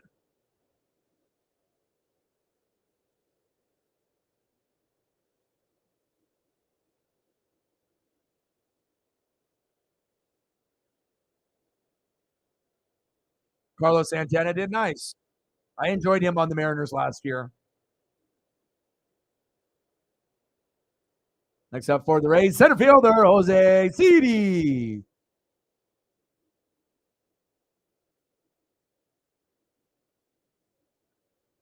Top of the fourth, 4-2 M's. Runners at first and second, 1 away. And it kind of feels like the momentum has shifted and you kind of sucked all the air out of the crowd and everyone. After Bryce was doing so good, it looked like he might be pacing for a no-hitter to three-hitter type of game. And, those blisters are, that can be for real. And I honestly think if he didn't have the blister, I don't think he would have given up that home run. At some point he was maybe going to give up something big at some point, but I don't think it would have been right there.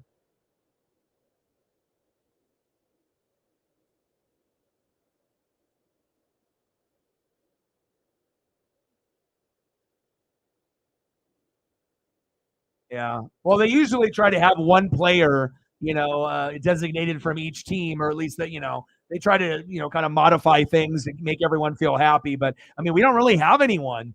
I mean, I guess who would we put in if we were going to have someone? Jared Kelenic for the first 50 games, Teoscar and Julio for the last 15 or 20. But that's not the whole, up to the whole All-Star, game, for that body of work. I mean, Seawald, I don't know. I mean, we don't really have anyone that's really, maybe Seawald, maybe the most deserving besides Kelenic for those first 50 games. Broken bat. One away, two away. Runners on the corners now. Man, that bat went flying. But true. True, Lauren, true. But if they would have put J-Rod into the All-Star game just because of his name, that would have been kind of fucked up. He doesn't deserve to be there. You know what I mean? It's like, even me as a Mariner fan, I wouldn't be okay with that. I would rather have someone that deserves to go. Like, imagine if they did Julio over like Corbin Carroll. I would be pissed. I would be like, fuck no. You know what I mean? I want to be able to watch the best players that play this game, even if they're not on my team. And just because you were Rookie of the Year last year and you're my favorite player, you don't get a fucking free pass like a lot of these guys do, like Mike Trout as they get older. Sometimes maybe it's not all-star worthy, of a performance, but they throw him in because he's fucking Mike Trout. You know what I mean? So, runners on the corners, 4-2, top of the fourth, two away. Mike in the building. What's good? Missed you. How are you, brother? The Chicago street race is this weekend. So I'm either going to do the Mariner game or do that, but I'll be watching both. And then we got WWE Money in the Bank in London, England tomorrow, and I'll be doing that stream tomorrow, but watching baseball on the side as well. 0-1 pitch. Walls fouls it off.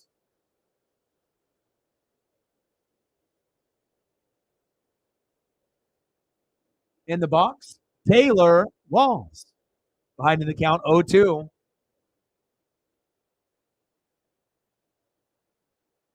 Let's go, Brash. Popped up. Does it stay in play? Chasing. Diving into the net. No go for Gino.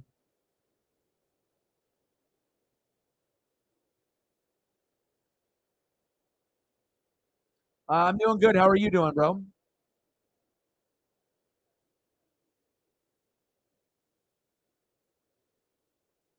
You already know what it is. LA Knight. Yeah.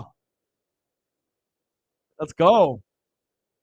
If anyone wins besides LA Knight, yeah, we have a problem.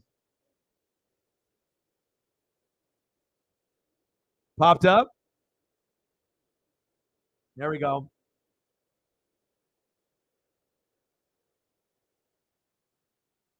Like I said, it shows you, if you, are amazing on the mic, people will, you don't have to be necessarily the best, in-ring athlete. You don't have to be high flying. You don't have to, do a bunch of technical work on the mat. But if you have a nice balance, of being really good in the ring, but then your mic skills might even be better, then you go into like superstardom era. But not everyone's going to be a Rock or a Stone Cold or an MJF on the mic. That's facts.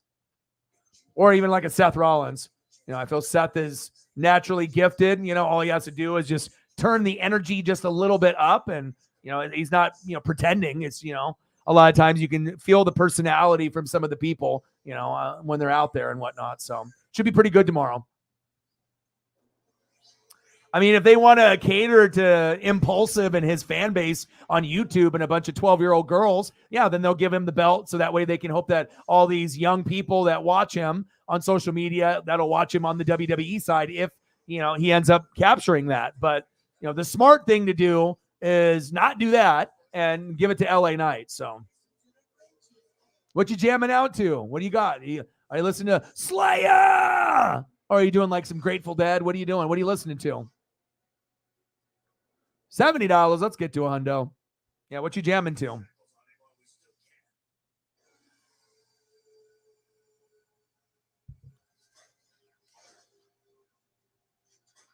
Yeah, but it's gonna be a fun few days. This game, right? Then we got great baseball games tomorrow, right? And then we also have WWE pay-per-view, Money in the Bank, in London, England. I'm glad that it's foreign and it's not in the United States. That means the crowd's gonna be a hell of a lot better. It's gonna be an awesome pay-per-view. And then Sunday we got the street race in Chicago, and then some more baseball as well. So I'm ready. It's gonna be awesome. That's really what separates the good, to the great, to the legends. Like I said, when you can be great on the microphone, it takes you, and you can verbally assassinate anyone on the mic, but then you can also be witty and funny, and you have a personality, but then anyone wants to go toe to toe, and you just, verbally assassinate them, and then you got the moves to back it like Stone Cold and Rock. There's a reason why, we had like, Shawn Michaels, Bret Hart, but they weren't really good on the mic compared to Rock and Stone Cold. And that's why a lot of people put Rock and Stone Cold maybe above those two, even though we know Shawn Michaels and Bret Hart are legends and they're the OGs. But I think that there's more fans of Stone Cold and Rock than there are of Shawn Michaels and Bret Hart, even though there is a lot. There is a lot. But I mean, again, there's a difference between guys that can talk and guys that can't. Or guys that are okay at talking, but they're not, fantastic at it. They're good or they're okay, but I don't know if I would really say that Shawn Michaels is a great talker or Bret Hart. I mean, obviously we know how great they are in the ring because that was the biggest feud back when I was a kid, and those guys are legends. But I think if you're looking at it from a overall, who is more entertaining on all facets of wrestling, in the ring and on the mic, and it's definitely in the Attitude Era with Rock and Stone Cold. I mean, so many funny promos and amazing witty comments and catchphrases. I mean, it changed the fucking generation. They were lucky to bless Rock and Stone Cold and Undertaker and Mankind with DX to compete with the NWO. New world order. For life, brother. Oh, yeah. All right, come on, Jared. Jared Kelenic in the box. 0-2 count. Come on, baby. Bottom of the fourth, 4-2 Mariners. Let's go, Kelenic. Oh, wow. Ohtani hit 30. Wow. 30 homers for Ohtani.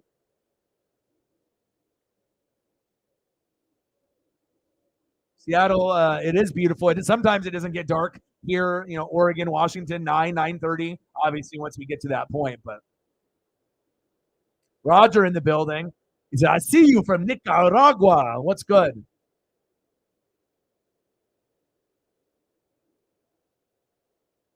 Yep.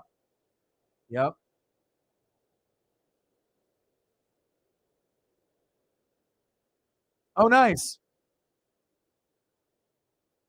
30 homers before the break, and you're a pitcher. Unbelievable.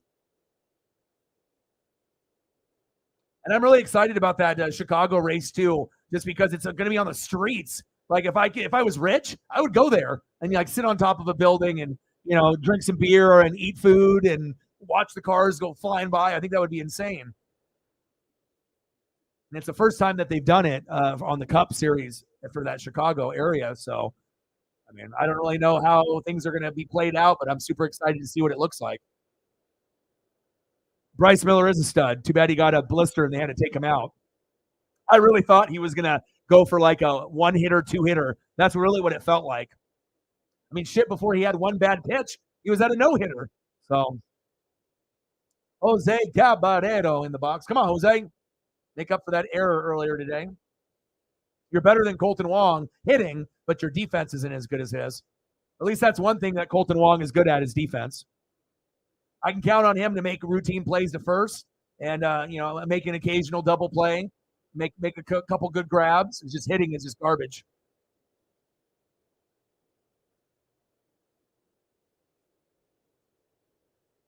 Oh, that's awesome. And I've always been more of a Bret Hart guy than a Shawn Michaels guy. Most people are Shawn Michaels, Shawn Michaels, Shawn Michaels, but I like heels, and I like how technical he was, and I just always like heels rather than faces. Even though Shawn, kind of did heel and face, depending on if it was Shawn Michaels or him and Marty Jannetty with the Rockers, and then him being by himself, and then going into DX, and many facets of Shawn Michaels. I did see a highlight reel on Twitter though that I shared with a few of y'all and then some of my friends as well. But it was him in like 95, 96. He's like floating in air. Like his athleticism when he was in his prime before he got that back injury from the Undertaker, he was something else. That's facts.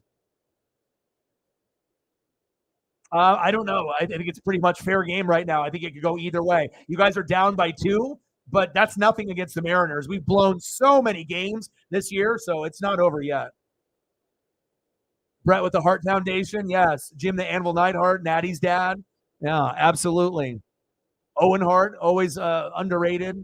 Very sad with the way that he passed away. Crawford fouls it back. And like I said, wrestling is something that I'll never stop watching. And, I've been watching wrestling and sports since the mid 80s. So even though I look kind of young, I'm 41. So, I mean, I've been watching since 1985. So, and half the fan base on the channel is under 40 and the other half is over. So it's a nice blend, of memories and stats and people that have that knowledge for whatever it may be. There's going to be experts in the room. Oh, JP. Damn it. Right to him. JP. End of the 4th inning. 4-2 M's.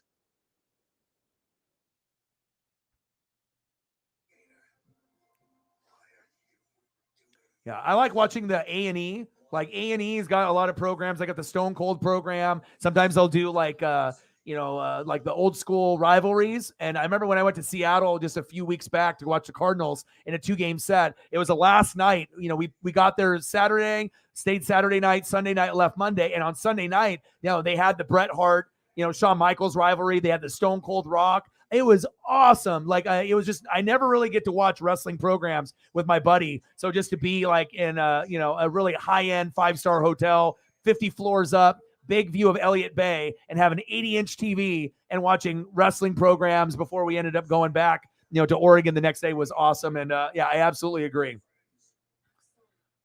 The chemistry was phenomenal. Rock and Stone Cold chemistry was good too. Bret Hart and Shawn Michaels chemistry. I mean, you can always tell with the top guys when they go against each other, and there's the passing of the torch, so to speak. And you can tell the top guy never wants to lose the belt. Never. It's like Shawn Michaels didn't want to give that shit up. No one wants to give it up.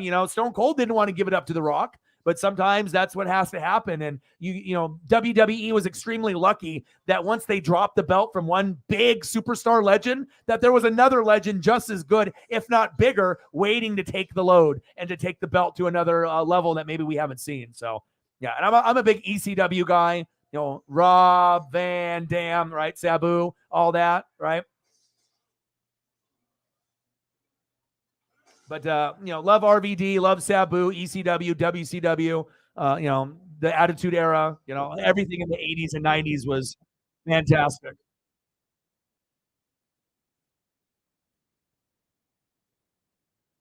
Oh, okay, cool, man, no problem.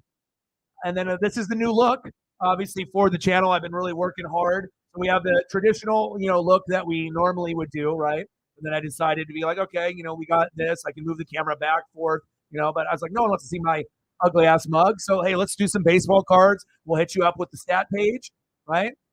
And then we go into the best look for the channel, big enough for everyone, and the scoreboard at top. And then if we want to break down the information or look at the strike zone or any additional information like probability and anything else, then we go here as well. So I've been putting in a lot of work, but I really feel that this is the final product, and we'll be able to use this for baseball. And then when we go into football season, I'll find some football cards to be able to match kind of the vibe as well.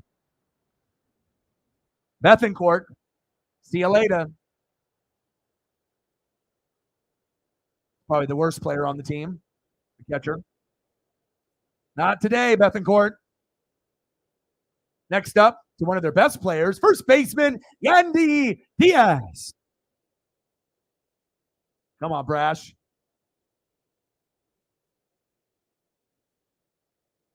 Undertaker and Michaels. Absolutely. Absolutely. I have been to the last Blockbuster store in Oregon. Yes, I have. I still have a Blockbuster card, no lie. It's in like one of my older wallets and whatnot.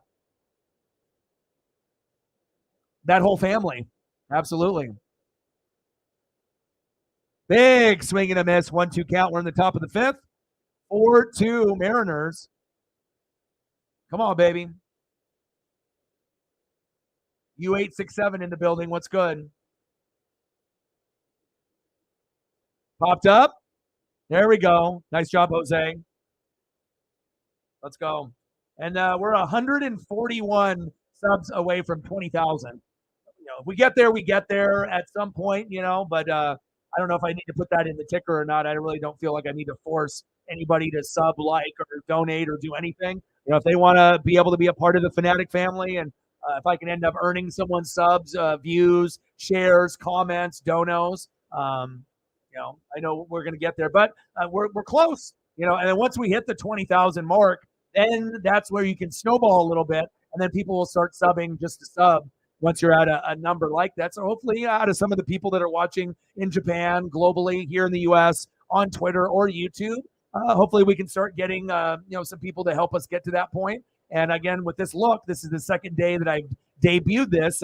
We got a really good push on Twitter yesterday, because normally I'll get about a 10 to 50, or maybe sometimes, 50 to 100. And we hit almost 600 on Twitter yesterday, and I'm not even paying for the blue check. Wow, look at the speed. Triple. Wow. Wander Franco. My goodness. With the trip. That's not good for the Mariners. Top of the fifth, 4-2, and you give up a tripper. A tripper. Damn. Wander Franco. He's nice. I remember at the baseball card shop in Oregon, when people were talking about Julio, the other player that they were talking about in Oregon was this guy. But, a lot of people are scooping up rookie cards of Wander Franco. Yes, he is a stud. I'm good. How are you? Yeah, it literally, same type of thing. I mean, they probably modified it, over, some of the years and whatnot, but I mean, shit, I still have a VHS and, VHS tapes. A bunch of old school wrestling on there, like ECW stuff. Top of the fifth, 4-2 M's. Pitches outside, 1 ball and no strikes. Like right when the internet first started, like, in 95, like 95 to 98, when ECW was just getting started to get like into RVD, Sabu, Tommy Dreamer, Just Incredible, Mike Awesome, Tajiri, Masato Tanaka. I can go on, Lance Storm, Jerry Lynn. I can go on and on and on and on, right? Rhino. I ended up buying these custom covers that this guy was making, and he would record a bunch of the pay-per-views, or he'd make me like an RVD compilation after every pay-per-view that he bought. Then he would record all of that, and then he would make a custom, kind of like a mixtape on VHS. So I had like all of RVD's best matches in his first 3 big years that he was popular. And I was like, shit. And you made a custom cover on it for me too. I was like, yeah, he printed it out on his computer, and like cool little logo and everything. And yeah, like I said, I bought quite a few from him, and he did an awesome job. And I mean, that was really the only way, because they didn't have a bunch of DVDs that started to come out a little later. And I own a bunch of the ECW DVDs that they came out with in the late 90s, early 2000s and whatnot. But man, those VHSs, I got some memories there. A little bloop single by Luke. And then it's 4-3 M's. I knew it. There it is. All right, Luke, I see you. Nice little RBI there. Brash, see you later. Especially next up, left fielder Randy Arena. We can't have him go yard or have a big play. So sweet photo. And obviously, if you didn't even know who Randy was, Obviously, if you watch the World Baseball Classic, he got kind of put on the map there, and all that momentum that he had in that WBC carried it over to the teammates, and now we're sitting at, obviously one of the best teams in baseball. Down 4-0, like I told you. Do you think we can come back, you asked? I said, yes, you can. Now it's 4-3, so not surprised.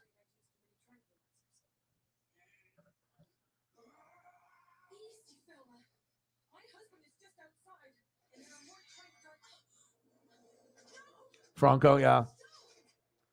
Yeah, I don't know. It's a baseball fans, I guess, everyone's going to have favoritism on who they like. And sometimes it's about what team they're on. So you have to think of it that way too. Right? Quote the Raven, nevermore. Exactly. Same thing like RVD. When he was in ECW, that was the real deal Holyfield. When they put him in WWE, it was a watered down version. I want to see Van Daminators. I want to see Van Terminators. I want to see him throw a chair, someone catch it. He does a back kick, and that fucking chair goes flying into the fifth row. I want that. And, obviously, if you're a fan of wrestling, ECW was the most entertaining and hardcore. WCW had the best legends. And then obviously the Attitude Era. I feel the Attitude Era, if it wasn't for DX, Rock, Stone Cold, and Undertaker, it wouldn't have been that good. It was a very kind of, punch, kick, headbutt, DDT, body slam, pin. I felt like a lot of the matchups were kind of basic. You know what I mean? But I still enjoyed it, during the Monday Night Wars. That's facts.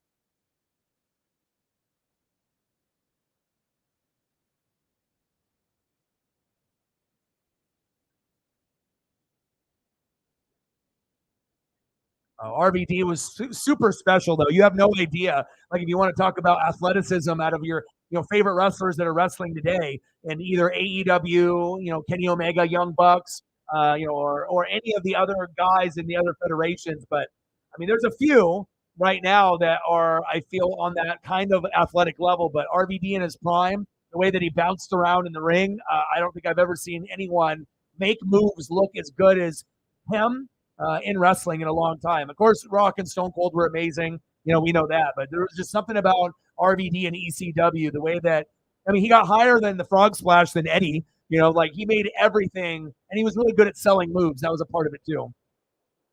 Oh, he stole second. Safe. Damn it. Top of the fifth, 4-3 M's. Come on, baby.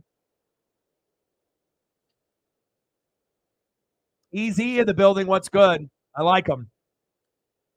I think the pants are really what get a lot of people. The people like the hat and the tops, but I think a lot of people think the pants are kind of awkward, but it kind of grows on you after a while. But, maybe just doing all blue or blue and white would have been better, but it's a throwback. So I get it,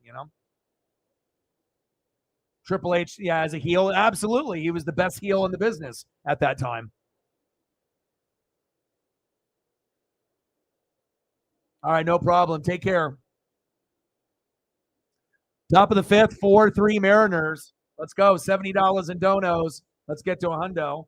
And hopefully we can get that. Once we get closer and closer, I'll probably, like, once we get to maybe like 100 subs to go, then maybe I'll put a ticker, put it in the ticker. But at this point, I don't know if it's really necessary. But it would be nice to be able to get closer to that number. But yeah, we need 141. So we'll get there. And it won't necessarily have to be a raid, I feel, but everyone has their own time on when they want to be able to support. So we're getting there, 141.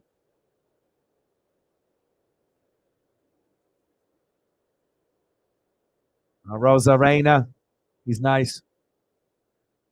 Did he go? Got him. He was running to first, like he got it. There we go. All right, I'll take the 4-3. I'll take that. All right, let's throw up a couple more photos for my boy Reflect. All right, turn back X-Men, back from Disney Plus. Got to go back into my childhood. I'm never wasting time. I'm always making sure I get a little bit of my childhood back every day. Really does help the mental health a lot.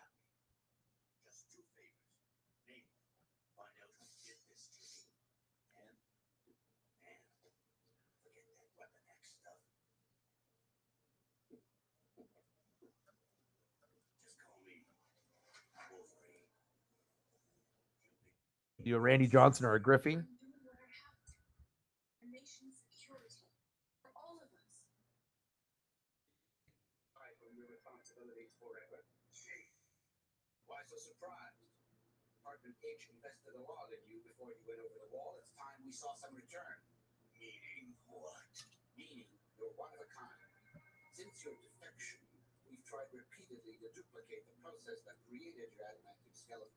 Nothing like cartoons from the 80s and 90s. Let's go, Randy.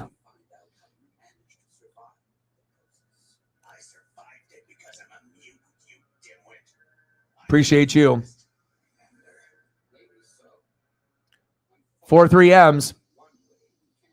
Started off 4-0, but we didn't get Bryce to complete the game. What's good, Brandon?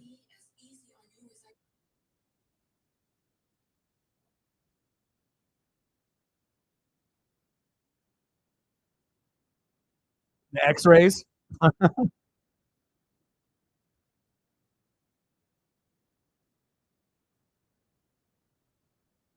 Damn, you got to 100?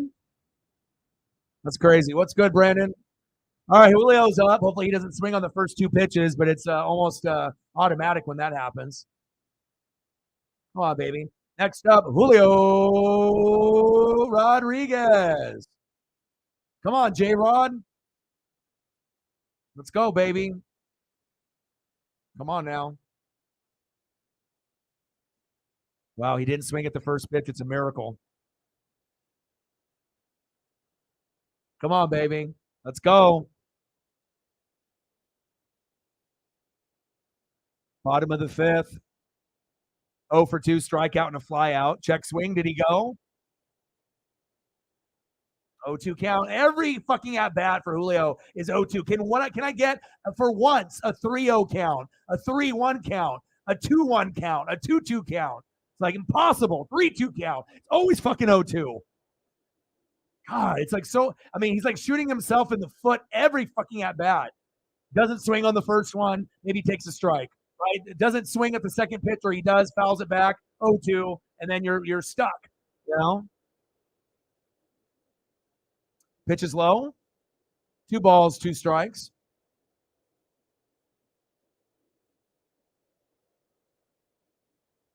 Yeah, Harris as well.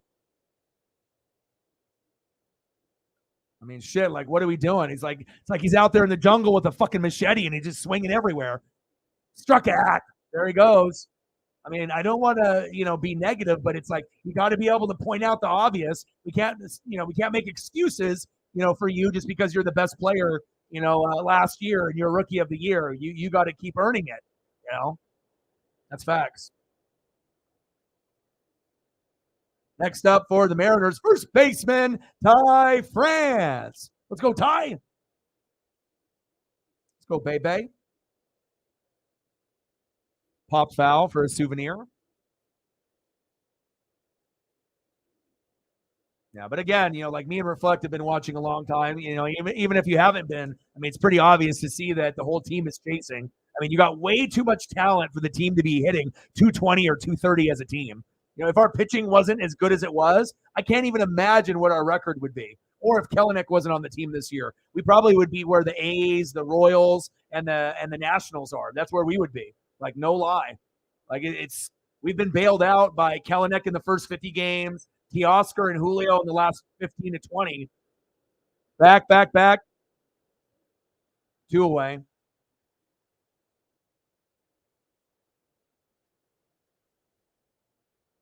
Next up for the Mariners, right fielder, Teoscar Hernandez. Let's go, Teo.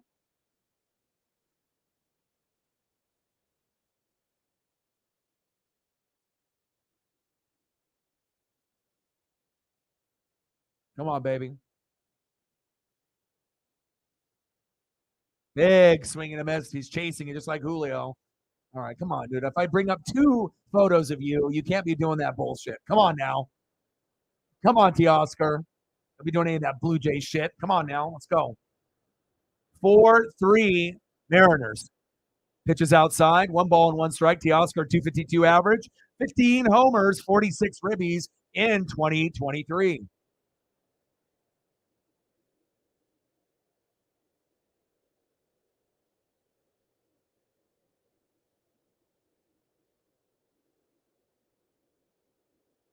Heat dome.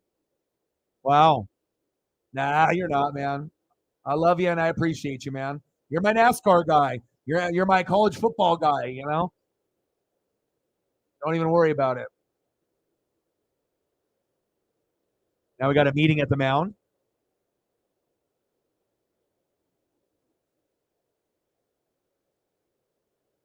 Exactly.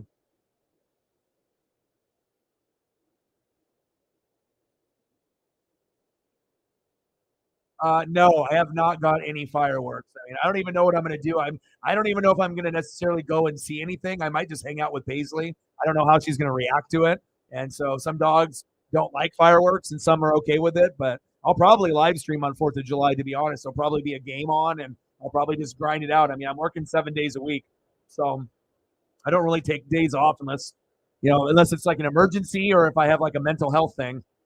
But usually, I've been on pace. I'm trying to do every day. Pitches outside, 3 balls and 1 strike. Bottom of the fifth, 4-3 M's. Let's go, baby. Let's go, baby. Pitches outside, and he walked him. I'll take that.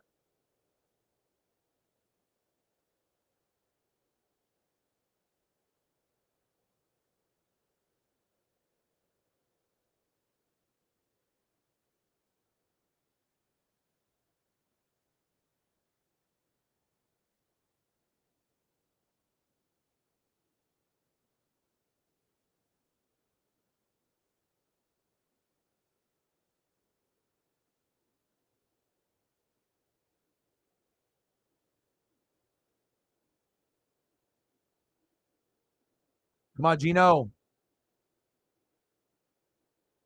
Except for the Mariners, Eugenio Suarez takes that pitch. 1 ball and 1 strike, 223 average, 8 homers, 47 ribbies in 2023. And Gino definitely is our energy guy besides Julio. I like his personality. But we need to get that batting average up. Big swing and a miss, 1-2 count.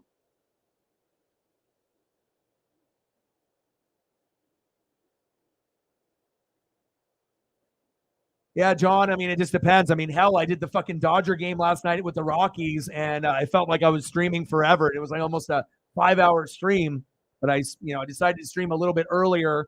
I started at 6. The game got delayed, didn't start till 7:30. By the time the game ended, it was so late. Right. Yep. And right now it's almost 9 here, and then it would be what, almost 11 in the Midwest and midnight if you're on the East Coast. Popped up. Should be easy play for Tampa. Wow, 3 guys converge. End of the 5th inning, 4-3 Mariners.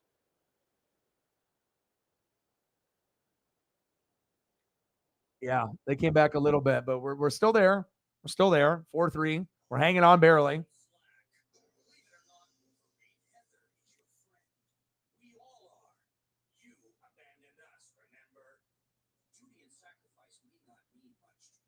I'm gonna go check up on Paisley here real quick. I don't want to be a good daddy doggo owner. Let me see what she's up to. I'm gonna give her a treat or something. All right, Lauren followed you back. Boom, Twitter, got you.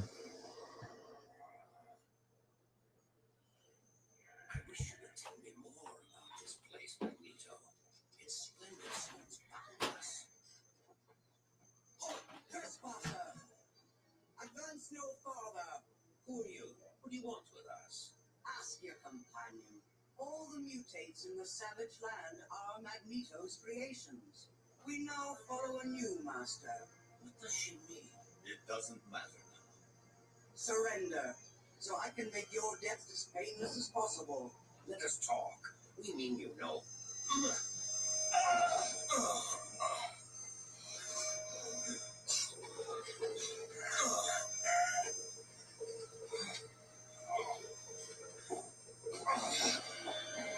I have few charms.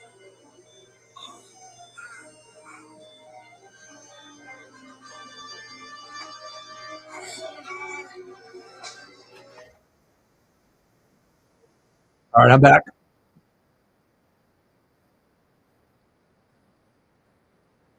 Gave her some blueberries and strawberries, and she gave me some kisses, and she's good.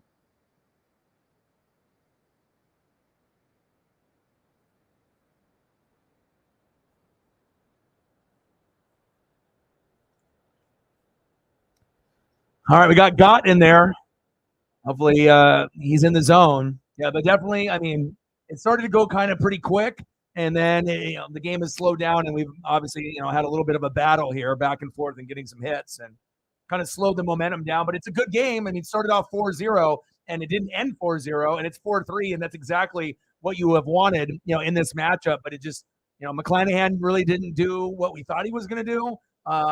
Shane, and obviously our guy Bryce had the blister, so they had to take him out in the fourth, which is unfortunate. But exactly, microcosm, he said. Popped up, one away.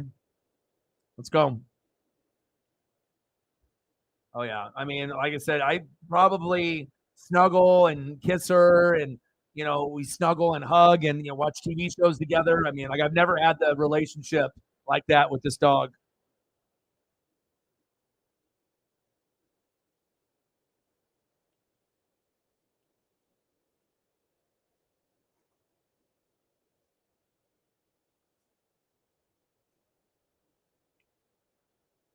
Battle of the bullpens. Let's go. But she's definitely saved me, when you have something positive in your life like that. But, she spends like 20 hours of, 24 with me. So, and, we exercise and spend pretty much every minute with each other. So,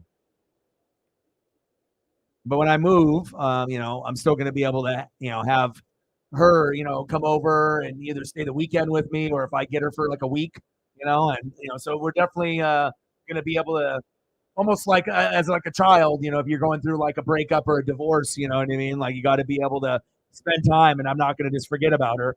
Popped up, back, back, back, back, gone. Wow. We're knotted up at 4. Wow. Like that. There you go. What I tell you. Said, do you think we're going to come back being down 4-0? Rays fan said to me. I said, yeah. And now it's 4-4. Nice job. All right, Josh Lowe. Whacked it. Damn it. Fucking got. You go in and that's what you do. Next up, center fielder, Jose C. That sucked. It's like now momentum has shifted drastically, and now we're just hanging on for dear life. And are we going to be able to get the hits at the end of the game? Probably not. I would love to say we are, but I don't know. Hopefully we get that Uncle Mo and that momentum. So, because I got ESP. I don't know, man. I just, I say it and then it happens. I mean, a lot of times, the predictions will come true, or you just have a gut feeling. But also, too, you got to think they got him. When you watch as many sports games and wrestling matches as me, like, you got to think I'm 41. I started watching in 85. We're in 2023. So for people like me and Reflect, we probably have watched a lot more than the average person. So, and a few others that are in the room right now too. So, and history tends to repeat itself. Sometimes history is meant to be broken, but a lot of times in sports, the same types of things repeat themselves, but you just have to be able to find the cues. Some people look at things in black and white. Sometimes you got to look at that gray area or go deeper, plus minus differential, home, away, grass, turf, little things like that, day, night, shit like that matters. Not only for betting, but just for predictions. So they got him. Top of the 6, 4-4. And I really honestly did think that they could come back. And because I've watched this Mariner team, so I already know what we're getting ourselves into. Got him. Low with the fucking solo dinga. But at least it's 4-4 and not 5-4. So you got to be able to keep it in perspective. So now Paisley's going crazy. All right, back to the X-Men before I go grab her. All right, next up for the Mariners in the bottom of the sixth. 1-for-2 with a run, 2 RBIs with a home run earlier in the game, DHing at the 6 hole, unbelievably, Tom Murphy. Batting second, 1-for-1 with a run, with a base on ball. Big dumper. Catcher, Cal Raleigh.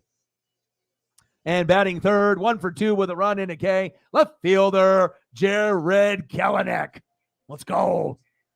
Murphy, Raleigh, Kelenic. I hope we can get a little bit of offense before the game is over. Because it feels like the Rays aren't done. And with the Mariners, a lot of times, we get 5 hits and 4 runs or less. That's kind of what we have been doing. 5 hits, 4 runs or less in a majority of our games. And as you know, getting to, 1 or 2 usually doesn't cut it. And sometimes even 3 or 4 doesn't cut it either. So,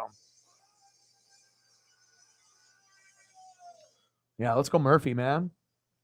I mean, anyone that has a photo like that, let's get some fucking homers, huh? Bottom of the second, he homered through to left field, 382 feet. That gave us a 2-0 lead. And then a little bit later, we got a really good performance from J.P. Crawford, single to right in the bottom of the second. Kelenic scored, Raleigh scored, Crawford to second, Caballero to third, and we were up 4-0. So,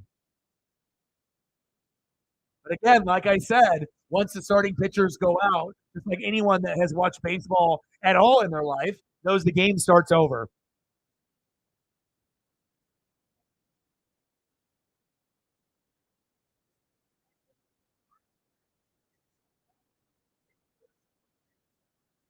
Yeah.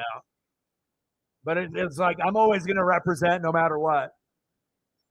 You got to hit it with the do-rag, the hat, the Julio, the T-shirt underneath, the chain. Because that's the thing, though. It's going to mean more to people like us when good things happen.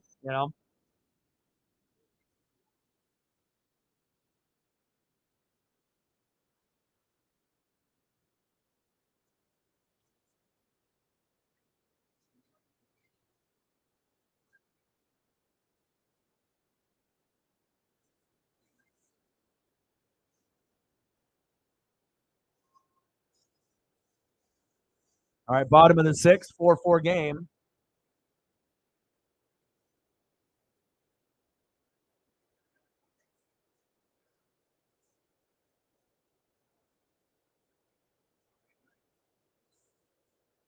Some of my lighting is starting to go a little bit on me. I need to get some new bulbs for the lighting, but I am going to be moving within probably a month or so, maybe sooner. So got to have the lighting.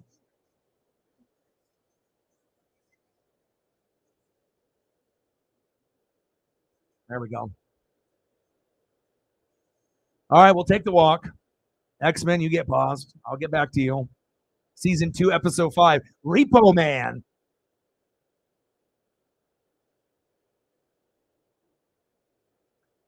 Next up for the Mariners, big dumper, catcher, Cal Raleigh.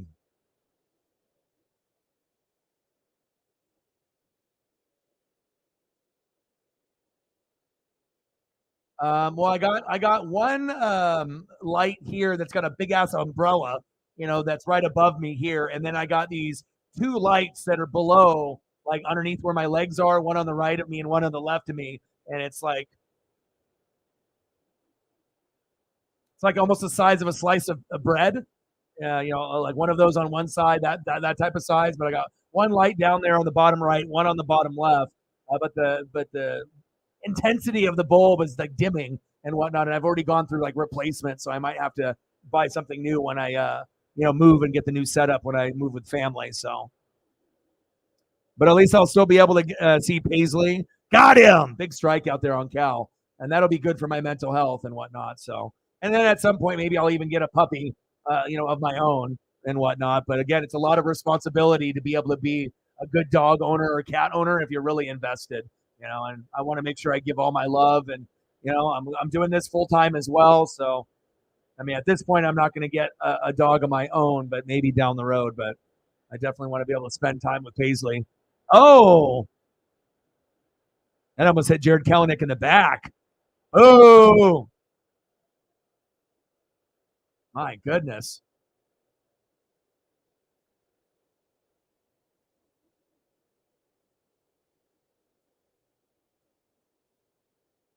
Jared was like, what was that?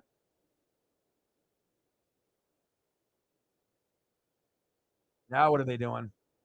Now they're having a review. What's going on?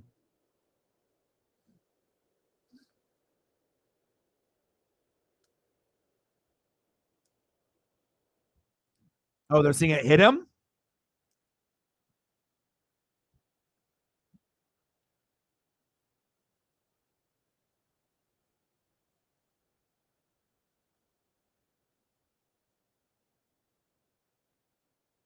I don't think that hit him, did it?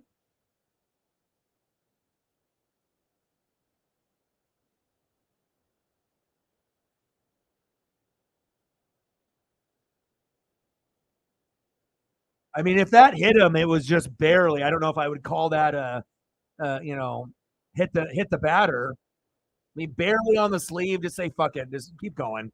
You know.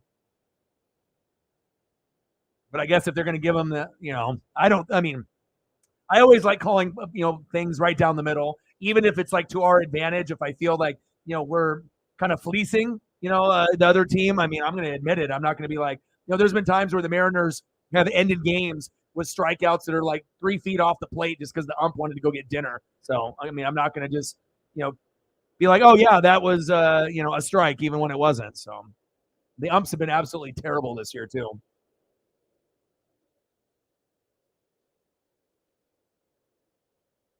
Okay, batter was not hit. That's a good call.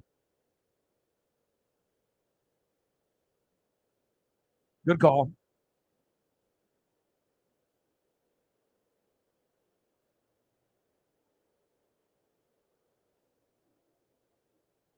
$70. Let's get to a hundo. 30 to go.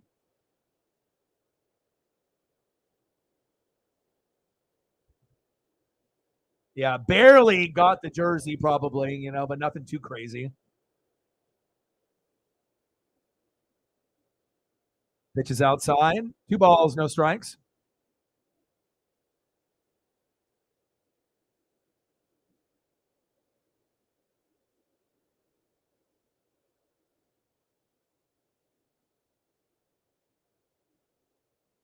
Nice pitch right down the middle. 2 balls, 1 strike to Jared Kelenic. Oh, I'm good, man.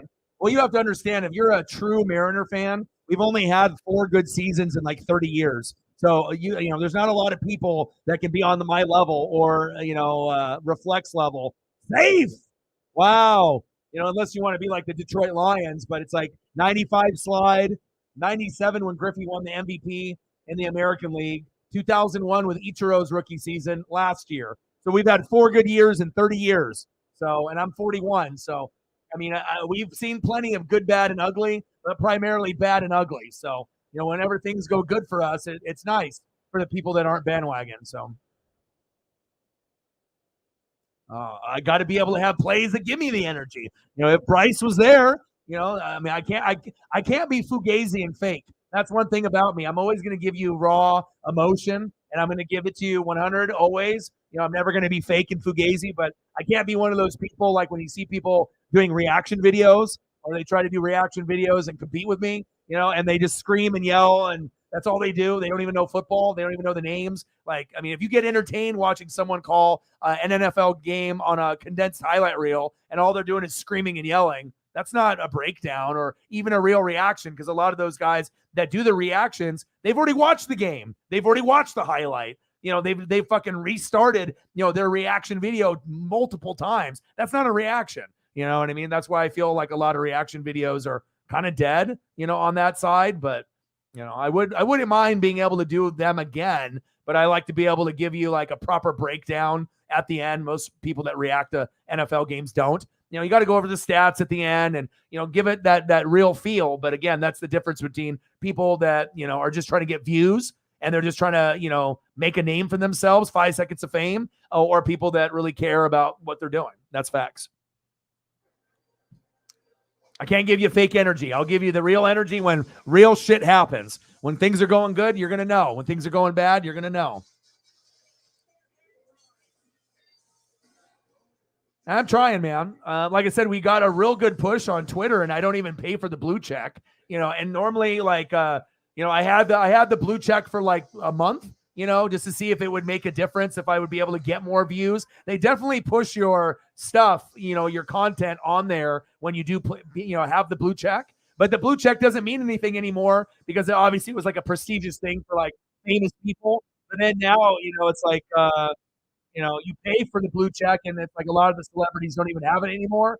So there's no point of really having it, unless someone else is going to pay for it, or if Elon gives it to you for free.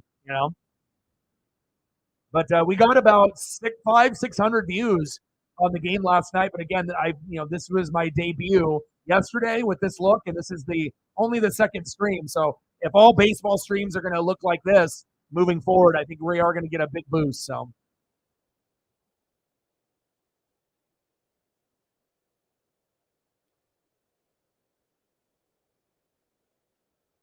I don't know. Someone should look that up. Obviously, Mariners are in that group.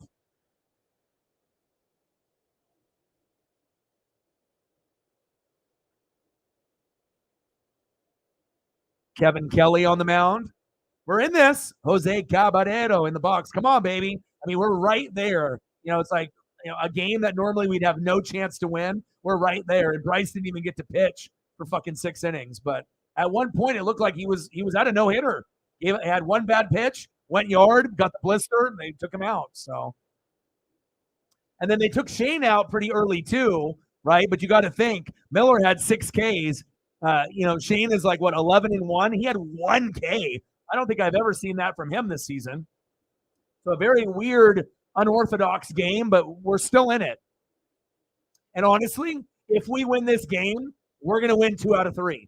But if we lose this game, we're only going to win 1. So this is a real, critical, pivotal moment. If we can get a dub tonight, then we might be able to not necessarily win game 2 or 3, but I definitely think that we have a better chance if we win tonight, we can win another. But if we don't win this one, we're probably only going to win 1, or we'll get swept.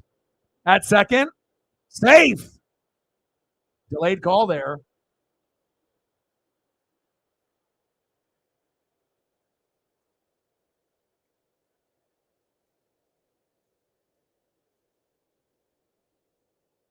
Only the Mariners haven't been. Still 6 teams who haven't won. Yeah. Padres, Rockies, Rangers, Rays, and Brewers. And look at those teams. Padres aren't very good this year, or the Rockies, but the Rangers and Rays are fucking incredible. You know what I mean? And if they play like they've been playing, they are probably the only teams that could hang with the Braves. It's the Braves championship to lose, in my opinion. And I think that the Rays and Rangers could compete. But if it's a 7-game series, can the Rays and Rangers win 4 over Atlanta if we get that matchup? I don't know. It feels like Atlanta can definitely win 4, but maybe the Rangers or the Rays, if they make it, maybe they win 2.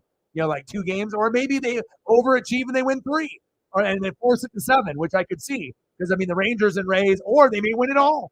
I wouldn't be shocked if the Rangers or Rays or the Braves won it, but it would be surprising, I think, for some people seeing the Rangers and Rays beat Atlanta, because Atlanta would definitely be the favorite, even if the Rangers and Rays had more wins, I think.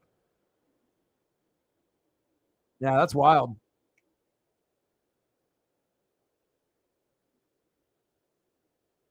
Full count.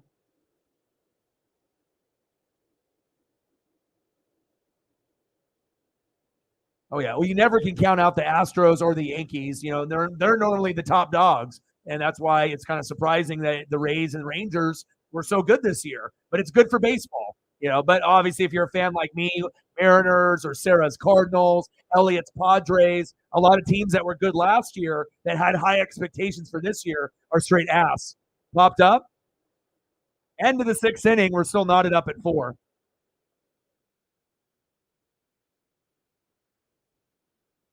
Oh, Munoz is coming. Okay, I got to get that prepped. Okay, back to X-Men. All right, we got to get the Munoz. Okay, boom. Yeah, and people, it's like there's a lot of people that stream, like I've mentioned before, where they just like hit start stream and they just talk the whole time, and they're not really clicking buttons unless they're like going through the chat. But I'm telling you, man, going through and producing a show and, being able to host it at the same time is very difficult. You really got to work quickly and know what you're doing, with the format that you're on. But I feel that the extra effort is worth it. And I definitely think we're going to get a little uptick, based off the look and the people that are in the room and obviously moving forward, because we'll be doing, basketball streams that will look like this, but with basketball cards, same type of thing. And it's just nice to be able to give people everything. It's like you can have a big screen, you can have the stat page, you can have a nice look that's streamlined, and then we can even go and zoom it out just to get more statistics if need be. So that's another thing with a lot of streams that, you're kind of limited to like one camera angle, and like that's what you're looking at, and that's it. But on other platforms, you can, do things on the fly, and I like that. I'm always trying to give you guys a little more. So.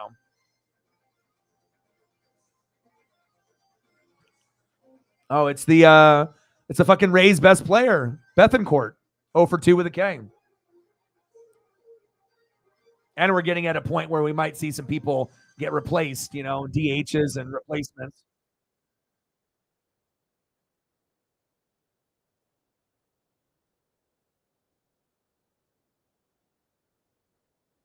All right, leading off for the Rays, Christian Bethencourt.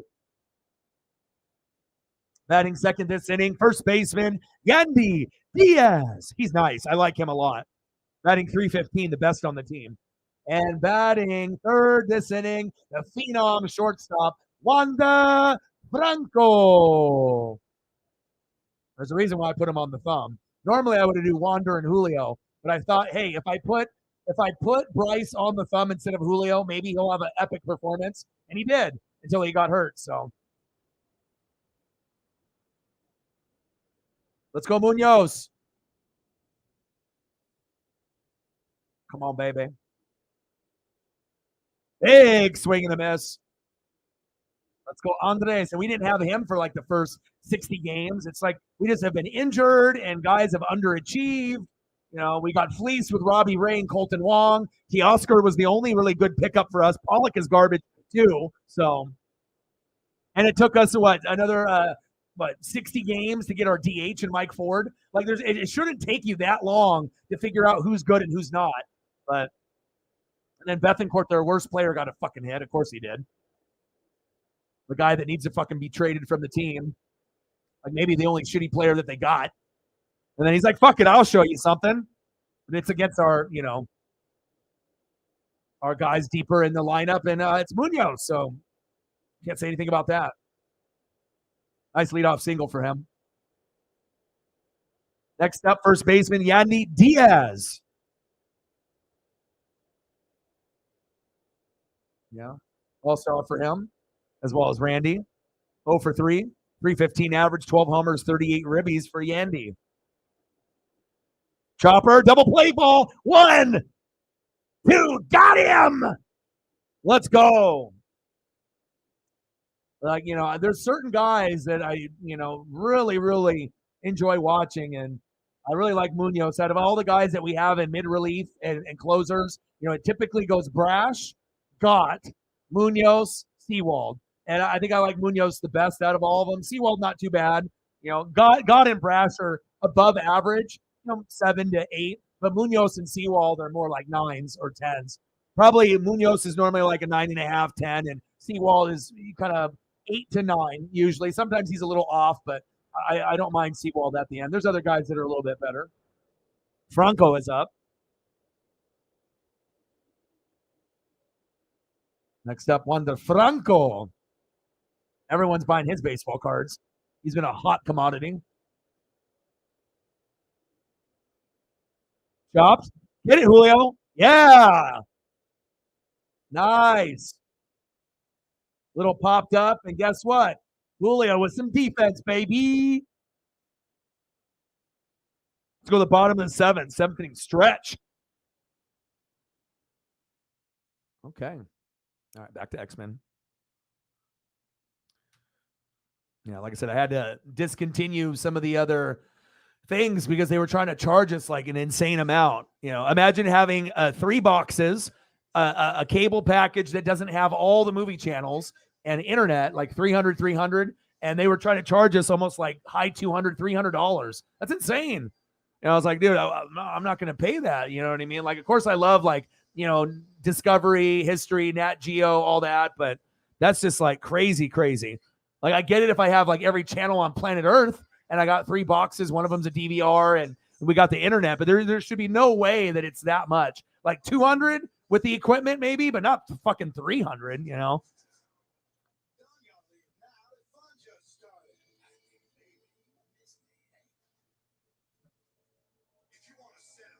Yeah, lots of moves on the NBA side. I mean, I wish I loved the NBA as much as I did when I was a kid, but it just, I know what's going on. I can still watch the games, but I don't know. I just feel like it's more pulling teeth, and it's not as enjoyable as it was before. And I honestly would rather watch any baseball game than any NBA game. I mean, unless it's like, Steph Curry against like Tatum. It's like Warriors Celtics. Well, that's good, or I can watch my own Blazers, but I would rather watch baseball, MLB, anybody playing. Or NASCAR or NHL. Like, it definitely is at the bottom of the totem pole. And obviously, football runs king here. NFL, college football, and wrestling run king. So, okay, I appreciate you with your support and donos. And if you get on your walk and come back, I'll probably still be here. So,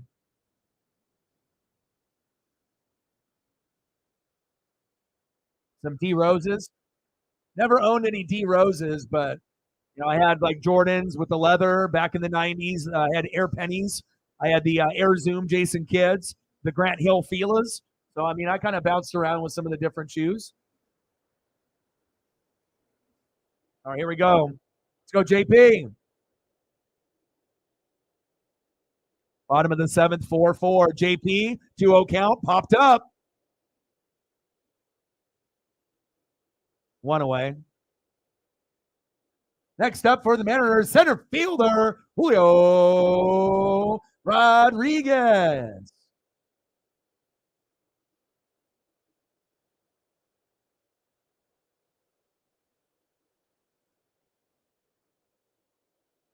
Come on, Julio. And he's so likable. It's just like such a great, fun personality. You know what I mean? Great at defense. It's just about being patient in the box and maybe watching more tape. Maybe watching how pitchers pitch to you. And actually maybe getting into the box a little bit more. And instead of just being like, oh, I'm a superstar, I'll be the next Mike Trout, which could be right, but maybe work a little bit. You know what I mean? We know you're a phenom, but if you want to stay a phenom, and you want to make the Hall of Fame instead of just being a really, really good player, you're going to have to make adjustments as your career goes, further and further along. Facts. Big swing and a miss.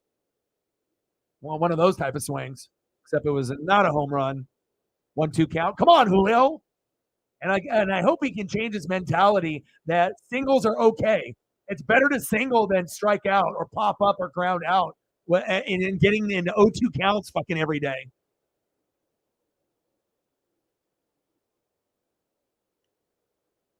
0 for 3 with a strikeout in the 5th. He's too good for that. Pitches outside, 2 balls, 2 strikes. But I can't even tell you how many times I've seen a 3-2 count on him. Not often. I would say the number one is 0-2. Like, I think I've seen that maybe 80% of his at-bats. It's just terrible. Chop foul. Because it really comes down to 2 things. He swings and he chops one foul. Then he takes a strike, 0-2, right? Or, he doesn't swing on the first one, strike called. Then he chops one foul, 0-2. It's like flip-flop. He either swings or doesn't swing, or he chops it 2 balls, and then it's 0-2. Oh, Julio. City, 2 away. Damn it. Not enough power on that swing, Julio. Next up for the Mariners, first baseman, Ty France. Let's go, Ty.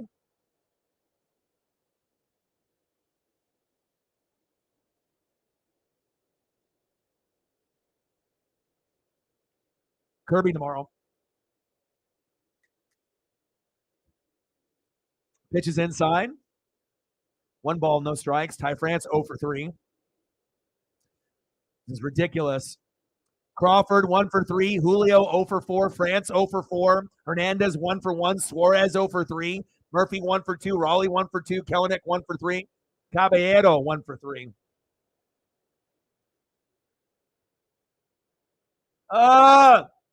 Quiet inning. Damn it.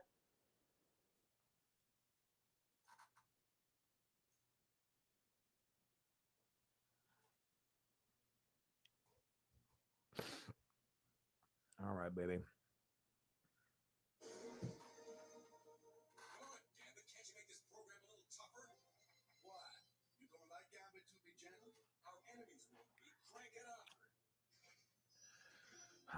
All right. Damn it. End of the 7th, 4-4. Who's going to win this game? It's going down to the wire. Next up for the Rays in the top of the 8th, 1 for 2 with a run, RBI, and a base on ball. Right fielder, Luke Riley. Batting second, 1 for 3 with a run, 2 RBIs, and 2 Ks. Left fielder, Randy Arozarena. And batting third, 0 for 2 with a base on ball third baseman, Isaac Paredes. All right, baby, come on. Got to find a way. 7-5 Mariners. Wow, you think so? I don't know, man. I'm not sure if I'd go that route. I mean, you got to understand, a lot of time for the Mariners, we only put up a couple hits a game. We're batting as a team like 230 or less. That's not good, and our pitching has been pretty good, but even our pitchers don't have the record that reflect how good they are, besides Bryce Miller, who's 5-3, and Marco Gonzalez, which is like 4-1 or 5-1, but he got hurt, so he hasn't, pitched in a minute, so.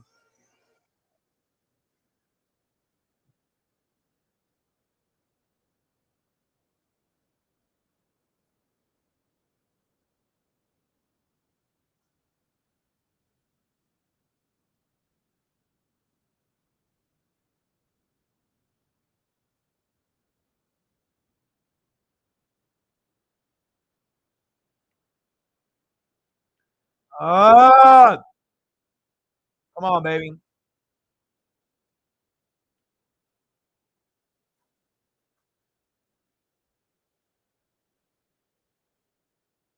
All right.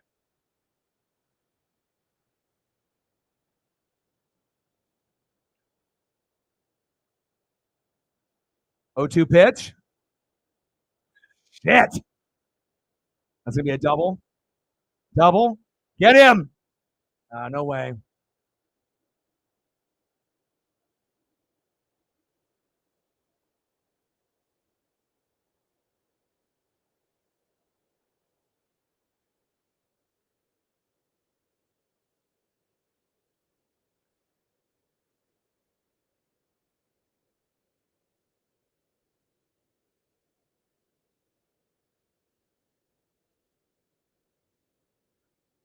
Yeah. I mean, sometimes, it just depends on what kind of plays they are. Yeah, I'll definitely wake some people up for sure.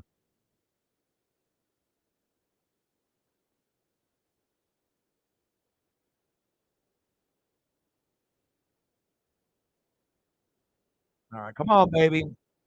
Top of the 8th, 4-4, runner at second. Munoz on the mound. Big swing and a miss, 0-2 count. Let's go. Oh, shit, my keyboard's getting low. Everything is getting crazy. My lighting I need to get a new bulb or a new piece, on the ones that I have the lighting down below. Randy? Of course it's a blooper. Damn it. Runners at first and third. Now this is where we lose the game, it looks like. Motherfucker. Not good. Not good. Not good.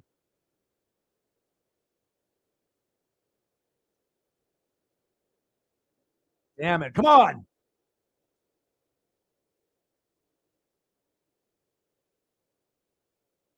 Runners on the corners with no outs. Well, that was like us when we had bases loaded, no outs against the Nats, and we couldn't even get one run and we lost.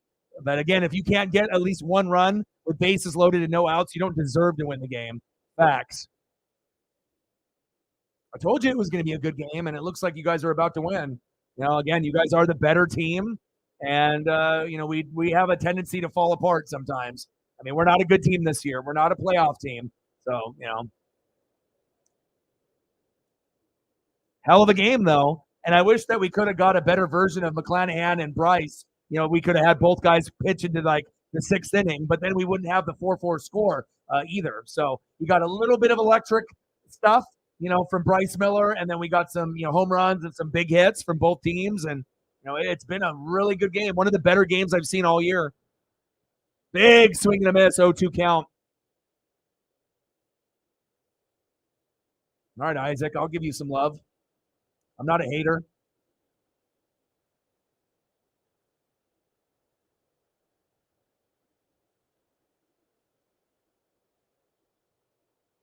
Come on. Get the K. Chopper towards first. Foul. Count still stays 0-2. Come on, baby. Awesome game. Excited about Money in the Bank. We're going to do that tomorrow, and I'm going to watch the Mariner game as well with George Kirby. So we'll be following multiple baseball games, but the primary will be the WWE pay-per-view, which we do every month, which is a lot of fun. And it's going to be in London, England. So if you haven't watched wrestling in a while, this would be a good time to kind of tune in. And Peacock only costs like $5. So if you don't have the Peacock network, it's worth it. It's going to be a good time, and we're going to watch that. And then on Sunday, we got the NASCAR race that's in the streets of Chicago. They've never done that before. And then also some more awesome baseball games on the weekend. So we'll be having a lot of fun here this weekend. Hopefully the Mariners just don't get swept. But this is a real critical point of the game where it feels like momentum has shifted to Tampa, unless we can get, a cheap out and then a double play, and then maybe we can get out of this inning. Getting a K here would be really big for us. Come on, Andres Munoz. Paisley just ran by. Chopped. Go home. And he dropped it. Motherfucker, are you kidding me? 5-4. How do you drop it? Gino!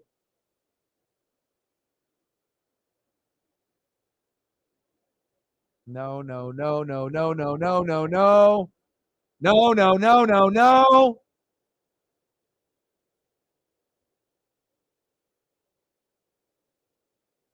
Fuck. Yeah, well, again, anytime you play the Rangers, the Rays, or the Braves, you ultimately know that you're probably going to lose. Those are the three best teams in baseball by a lot. How do you bobble that right there, or at least get the force out at home?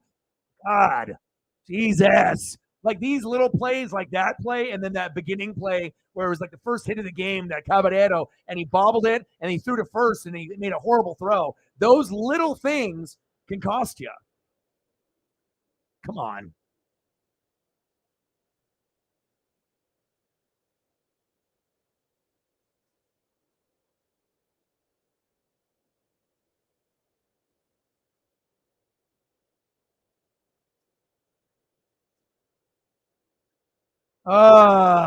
Nice job, Tampa. I got nothing bad to say.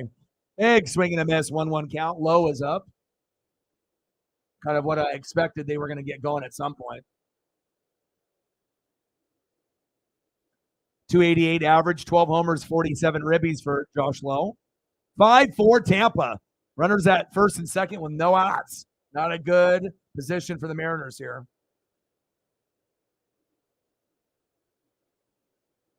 And you were down 4-0. And like I said, Tampa and the Rangers and the Braves, they feel like the Dodgers from a couple years ago when they would get down, 4 or 5 runs, regardless of what point of the game it was. 1 out of every 4 or 5 games back in the day when the Dodgers were in their World Series run, they would come back.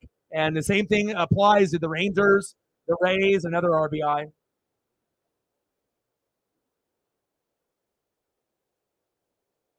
6-4 Tampa. Yeah, this one's over. But at least we hung tough, while we could.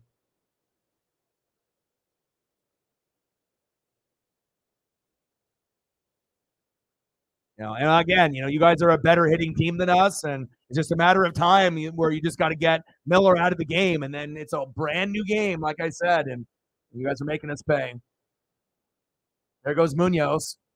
Next up, center fielder Jose Cedi. Fucking Munoz garbage.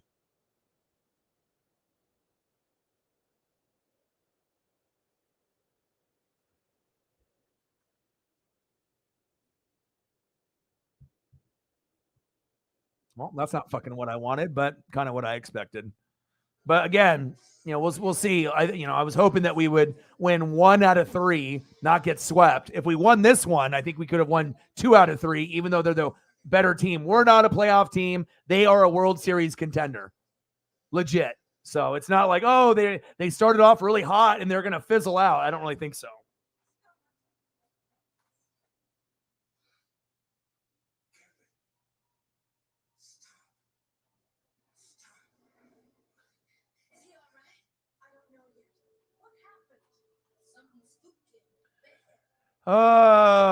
Shit.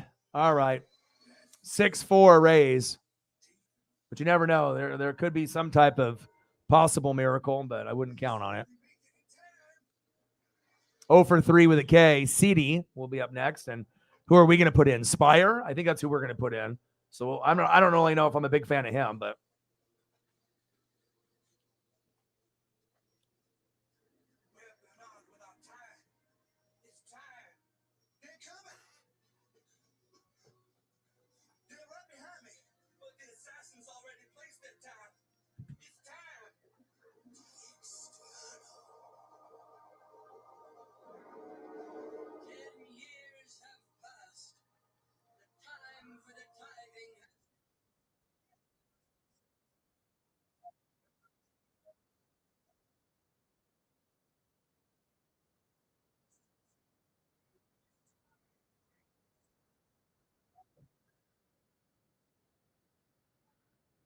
next up for the Rays, 0 for 3 with a K.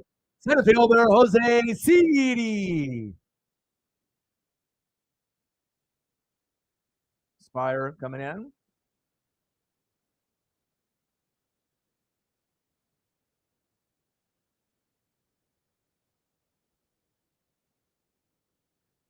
Dude, I am going to literally drop kick this fucking light.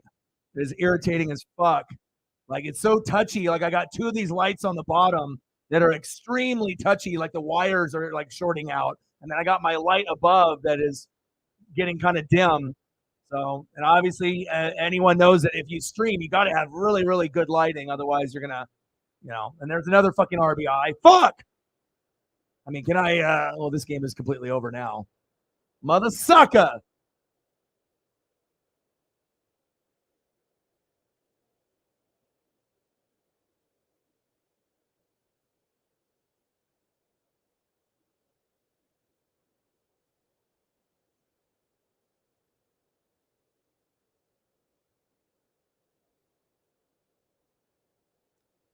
Next up, Taylor Walls, 0 for 3, second baseman.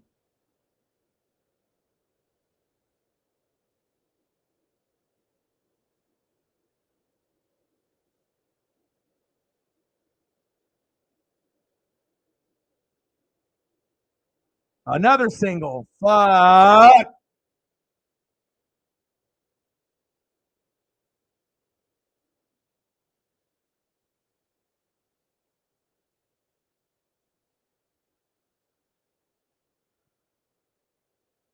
Eight four. We were so close and playing so good for a little bit, and then now we're just.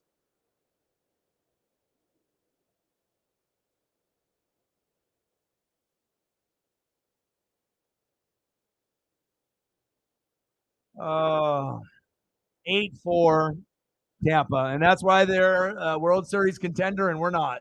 So, yeah. Cardinals have blown a lot of leads. Mariners have. Padres have, and like I said, we were really, really good, and yeah, that's tough.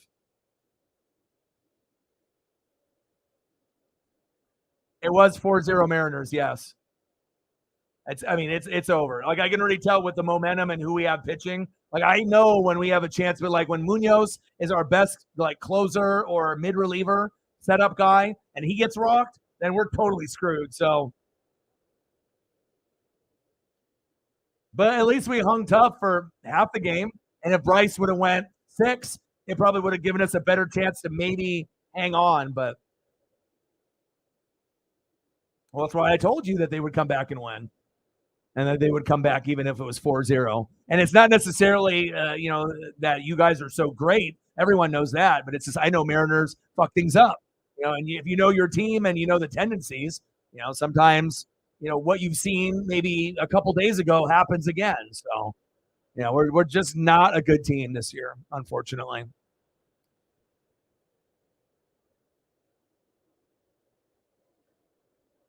1-2 pitch, throw to second, safe.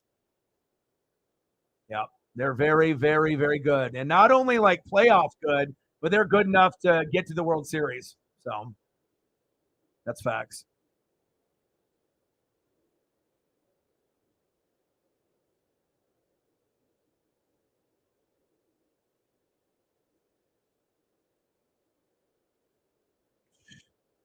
Runner goes to third. Now the crowd in Seattle's booing.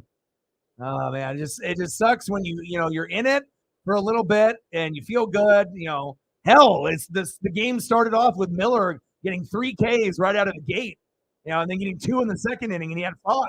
So I mean, we were on our way. But again, when you have a complete team instead of a couple guys like us, then as long as you believe that you're going to come back and win, and then the bats start heating up, then I mean, shit. McClanahan was 11-1 going into this game, had 1 K, and Tampa's bats bailed him out. So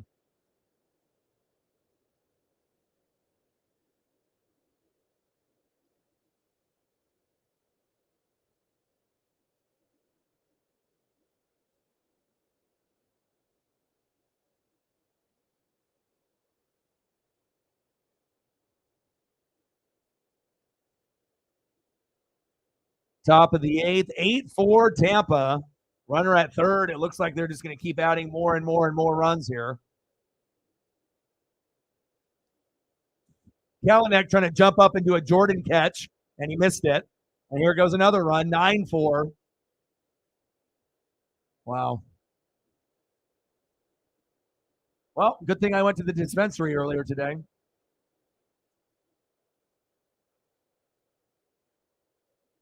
9-4.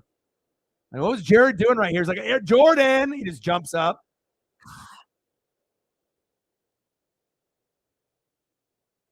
Well, you guys are good.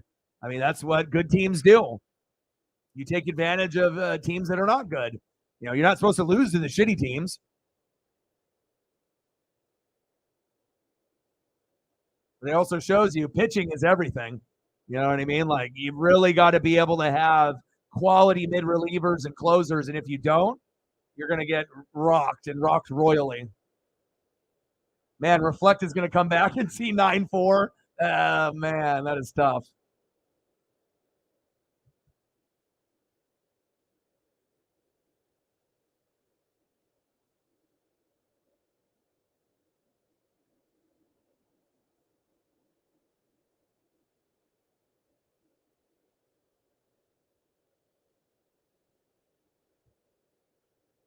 Another hit.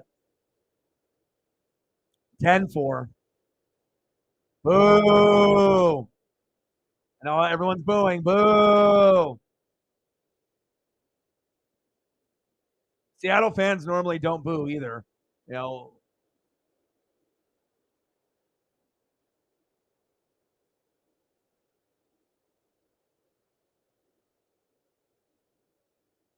they're going to go through like their whole fucking lineup.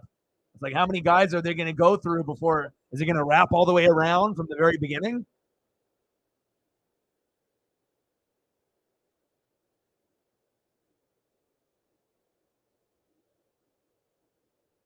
Franco, 1-for-4 with a run and a K.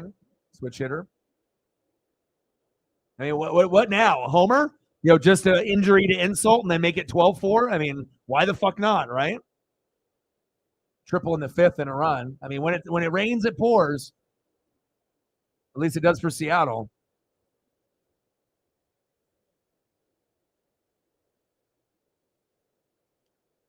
Nilly, nilly, nilly.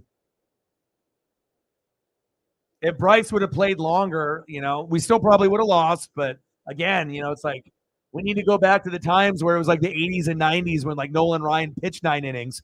He just kept going. It was like every start, 9 innings, 9 innings, 9 innings. And obviously, that's not something that's going to happen anymore unless someone's going for like a perfect game, like we saw with Herman for the Yankees. But it's like the only chance that you have to win sometimes is if your starting pitcher goes like 7 or 8. So then you don't have to worry about a lot of guys fucking it up after he goes out. It's like 1 or 2 guys after that, setup guy, closer, game over.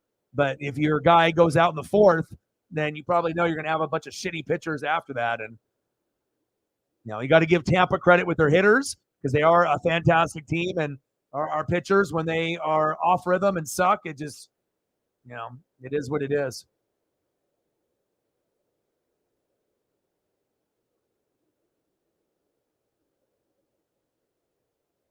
There we go. Another one.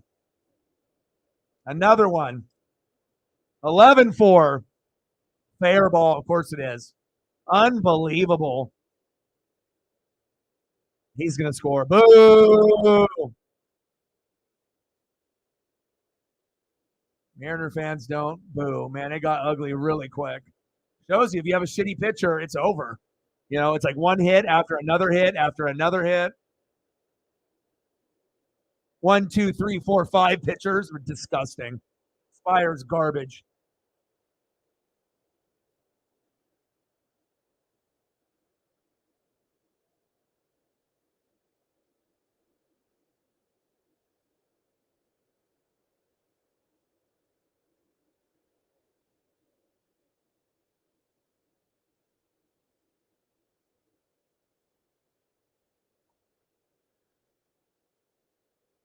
Eleven four.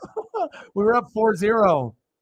But that's baseball. Again, with Herman on the Yankees, we put up 10 runs on him. Next start, he throws a perfect game. First one in 11 years. So, I mean, baseball is a weird fucking thing, man. It's very unpredictable.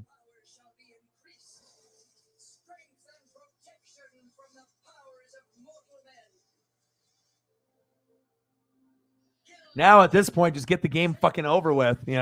Give the Rays their due. They're awesome. They are one of the best teams in baseball with the Rangers and the Braves, and maybe we'll end up having some magic as we go to the playoffs. But man, this is disgusting looking at their hit totals. Their hit totals for today: Diaz 1-for-5, Franco 2-for-5, Rayleigh 2-for-3, Rosarena 2-for-4, Paredes 0-for-3, Lowe 3-for-4, Ceedy 0-for-3, Walls 1-for-4, even Bethencourt's shitty ass 2-for-4. Man, unbelievable. And McClanahan only had 1K, and they're still going to win 11-4. Man, it's Bryce was great, but yeah. But like, if you look at their batting averages of their players, like their whole roster, if they're not at 300, they have one guy, Diaz, at 316, but Franco 286, Rayleigh 282, Arozarena 289, Paredes 261, Lowe 291. And then the last three, Ceedy, Walls, Bethencourt, 228, 214, 230. And you can deal with that when you got 6 guys almost at 300 and 3 that are closer to 200. The problem with the Mariners, all our guys are around 200 to 250. We have only had 2 guys hit 300 all year. One, right, was Kelenic, and 2 was Ty France. That's it. So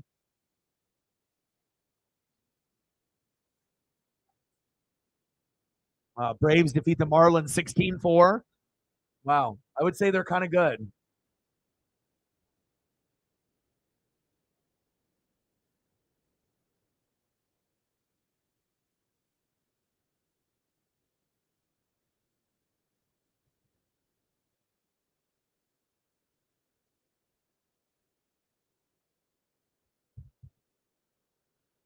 Oh, brutal.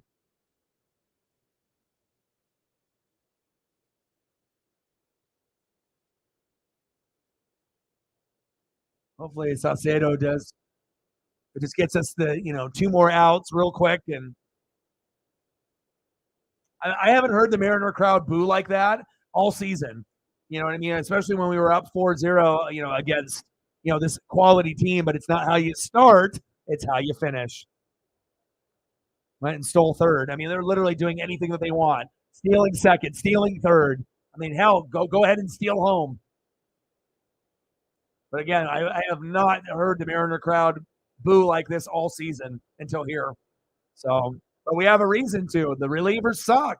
We were winning 4-0, and then you just let them pour it on. And now it's 11-4. It's disgusting. But that's baseball. Good teams find a way to win. Bad teams find a way to lose, period.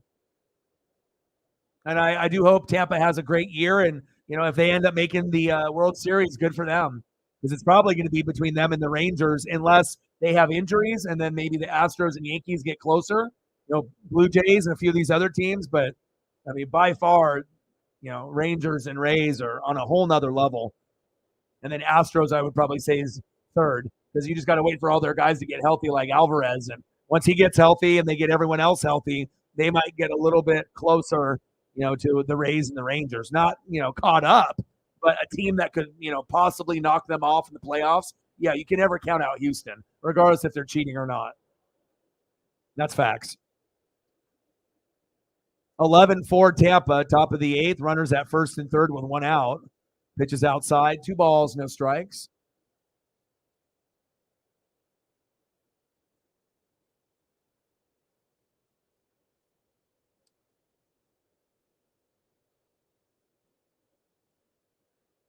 Pitch low in the zone, 2 balls and 1 strike. $70 in donos. Let's get to a hundo. 30 to go. Like, sub if you want to. If not, that's okay. And hopefully we'll earn, a few more. And like I said, we only need a little bit to get to 20K. Throw to second. Horrible throw to first. Sloppy baseball. 12-4 Tampa. Boo Birds are out. This is the most booing Mariner fans have done all year in this little 2-inning stretch.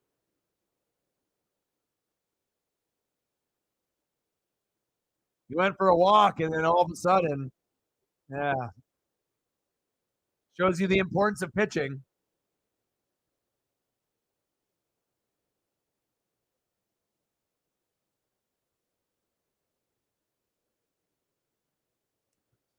Pitch down the middle for a strike. 0-1 count. 12-4 Tampa. My God.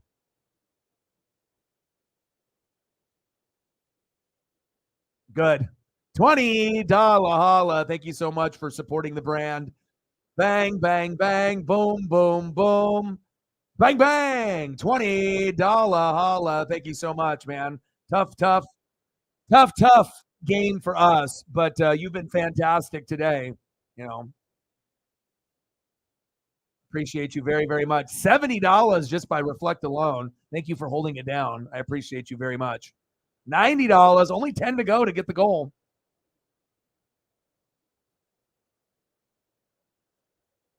Pitches outside, 2 balls, 2 strikes. Yes, much appreciated. Reflect is doing his own dono train tonight, helping us out. I appreciate you very much. Just wish we could be ahead 12-4 and really, have a proper celebration tonight of beating one of the best teams in baseball. So,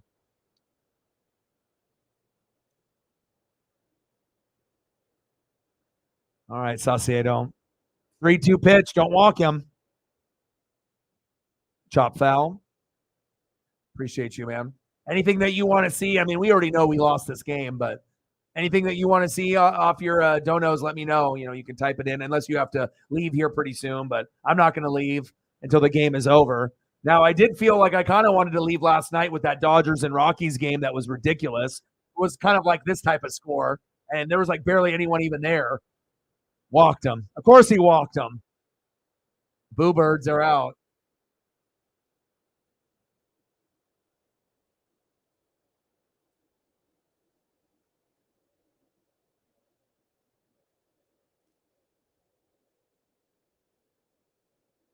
Josh Lowe in the box, 3 for 4. Needs a triple for the cycle. Might as well get it.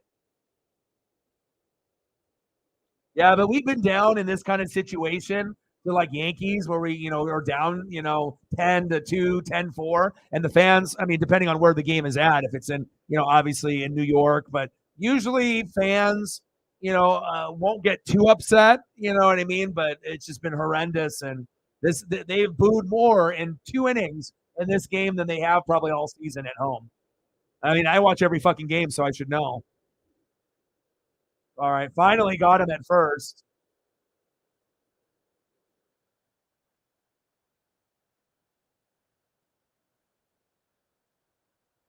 Well, that was embarrassing, but I'm still here. All right, I'm gonna go check up on my puppy here real quick, and I'll throw up a couple photos here for my guy Reflect with his $20 dono. So let's get a couple OG photos in here.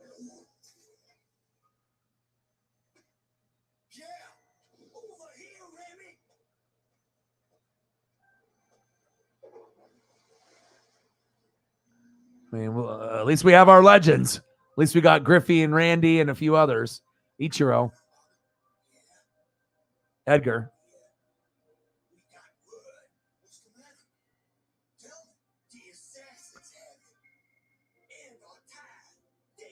Man, memories. Yep.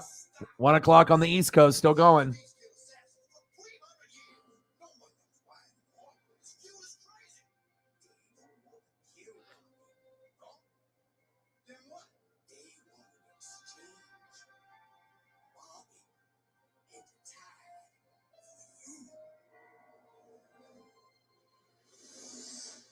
The good old days.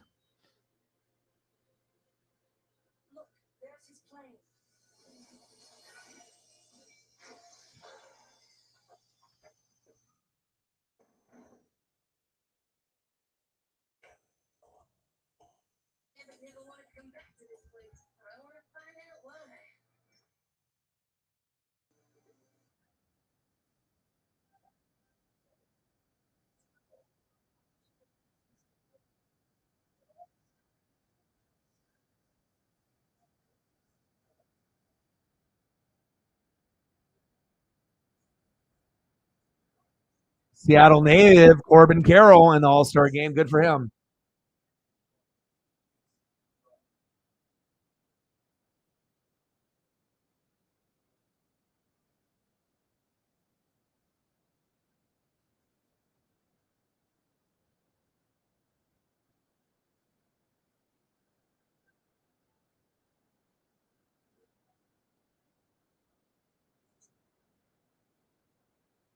$57-28. Is that good?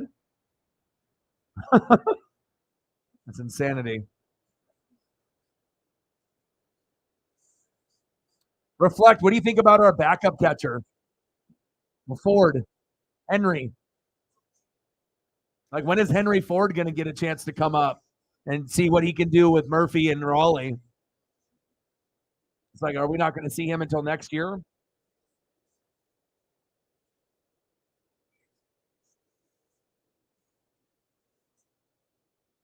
All right, bottom of the eighth, 12-4. Tampa, and they in 100% chance you guys win. We don't have the bats to be able. Hell, you guys could be up 5-4 and we probably would still lose.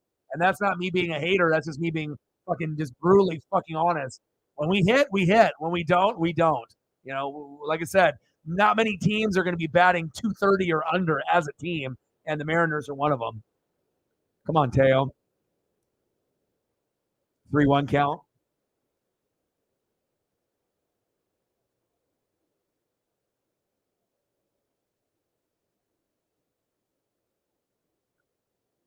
Yeah, I saw a couple interviews of him. Seems like he's got some potential for us at some point.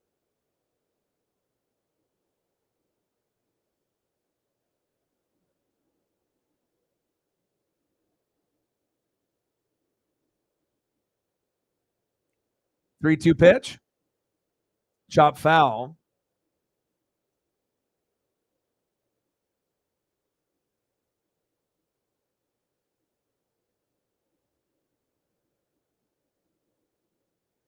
Come on, Teo. I mean, even though we're going to lose this game, is anything positive, Some positive reinforcement going into tomorrow with George Kirby pitching. Big swing and a miss, got him. But I imagine a lot of the people are just like, "What's for dinner? Let's just get this game over with."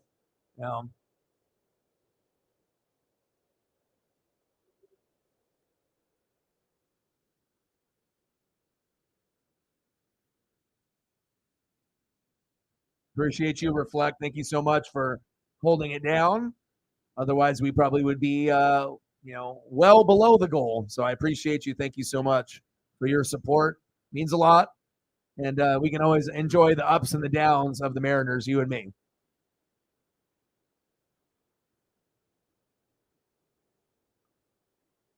Suarez in the box, 1-0 count. Come on, Gino. Oh, it hit him going to first.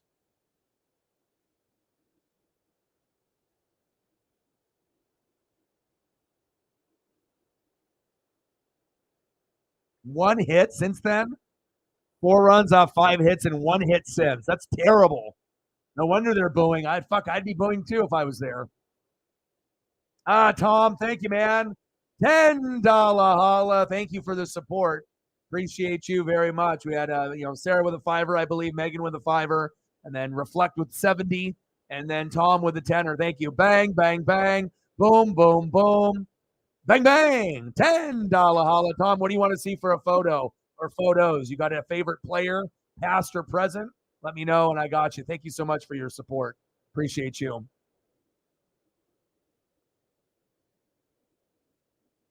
Ooh. Now, still has a ways to go. Double play. That was Ford. Bluebird still coming out.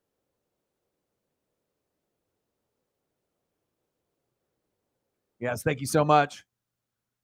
All right, we're out of hundo. Let's get to 2 if we can. You never know. Sometimes we'll have heavy hitters come through and, bless the channel and bless me. So thank you so much. What do you want to see for photos? You got anything? It could be, old school Willie Mays, Mickey Mantle. It could be, just someone back from the 80s and 90s, or it could be someone current. Hell, it doesn't even have to be baseball. It could be NFL.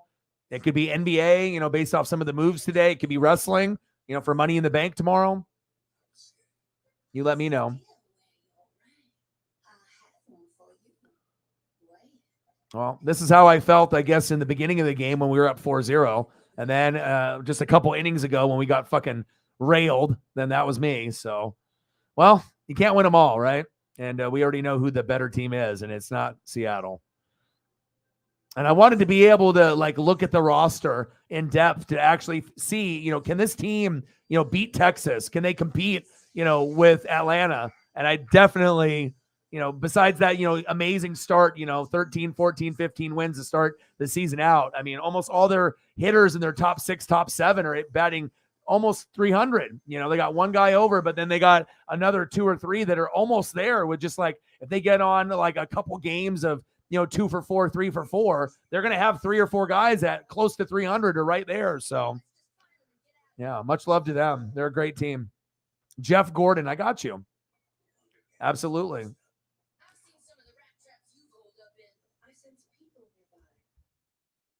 I got a lot of NASCAR memorabilia, but one of the pieces that I have that's collectibles, I got a Jeff Gordon autograph from back in the day from the track card series.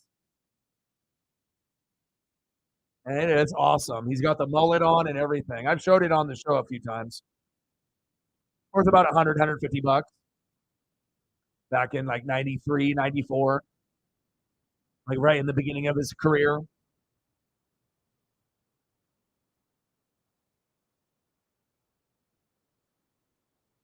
Back. Gone. Another home run. 13-4, huh? Wow.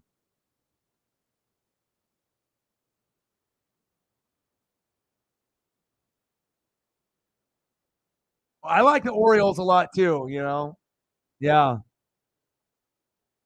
Jesus. Right down the middle. Mike Ford pitching and Mike Ford hitting. Mike Ford is pitching. That's why it happened. That's disgusting. They have nobody else that they have to put Mike Ford, and no wonder he gave up a homer there. Like our DH normally, our tree trunk, chubby DH that took us 60 games to get his pitching. Unbelievable. At least back in the day when we had Ichiro, at least it's something. But things are bad when you got a positional player at DH that's pitching. Fuck. My God.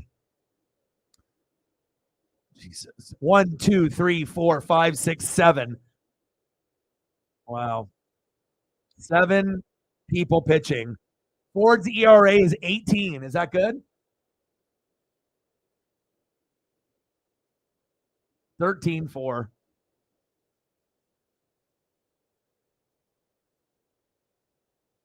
And there's another hit. It's like now we just gave up.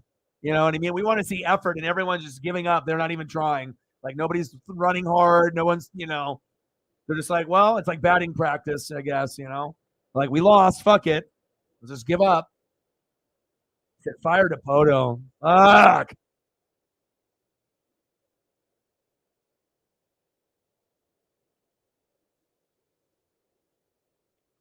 But at least reflect you and me are, we're not delusional fans. We're very realistic, and we know our team and we know the sport. So at least we know what we got and what we don't got. So, but when you're up 4-0, you never in your wildest dreams think it's going to go downhill this bad to 13-4. But I guess that's baseball for you, right? Hopefully Kirby will be able to bounce back. But after this shitty performance, there's a really good chance we get rocked tomorrow too with Kirby. Even if Kirby plays pretty good, just the fact that we're playing this bad, like, oh my, almost another home run. The hell is this? Fucking A, man. Feasting. It's like fucking Easter and Thanksgiving combined. I don't think I've ever seen, I don't think I've, have we seen a positional player pitch this year? I'm trying to remember, like all season, have we had anybody like this Mike Ford situation where we had a shitty, we didn't have anybody left, so we just had to throw someone out there? I don't remember if we have done this. This might be the first time this season.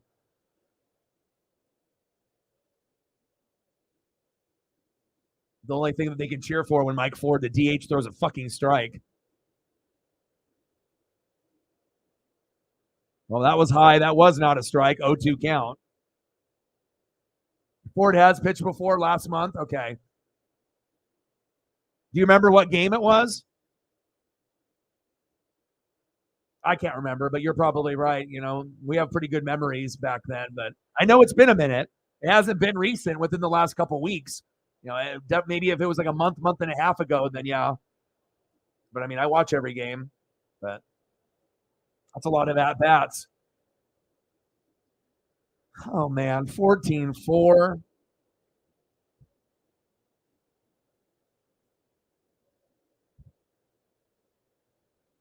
1-1 count. Top of the ninth, 14-4 Tampa. Runner at third.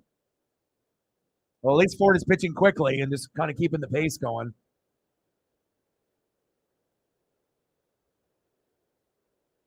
Chopper to first. There we go. 15-4. This game is awesome. Love it.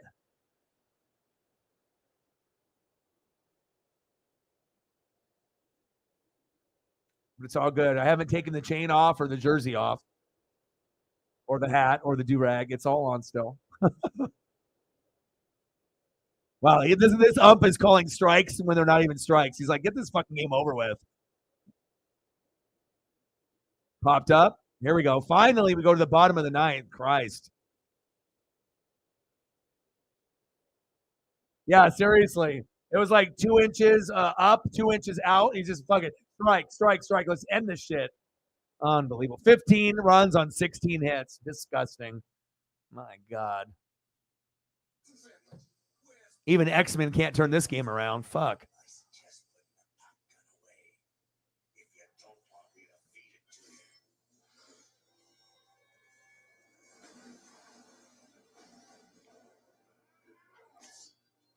All right, last chance for the Mariners. All we got to do is get 12 runs in this bottom of the ninth. Easy. I know we can come back and win. 1-for-2 with a run, base on ball with a K. Big dumper, Cal Raleigh. Batting second, 1-for-3 with a run and a K. Left fielder, Jared Kelenic. And batting third, 1-for-3, second baseman, Jose Caballero. Easy, man. 12 runs. We got it. Easy. I don't even know why they're doubting us. 12 runs. Fucking child's play. We got that.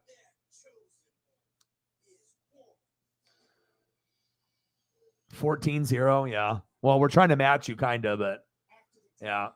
Well, like I said, and then the Elliott and the Padres, I mean, they're going through it too. Their pitching has been pretty good, but they can't hit worth the damn. And then when they do hit, like the Mariners, where they go up 4-0, then they lose 5-4. Like that happened. I'm like, oh man, I was talking to Elliott and I was watching the game. You know, they were playing the Pittsburgh Pirates and the quality of the air was bad through the Canadian Fires. I was like, bro, 4-0. And then all of a sudden I checked back like an hour later, hour and a half. And then they ended up losing the game 5-4. I was like, oh, no. That's the worst. That's not a football score. Yeah, it's true.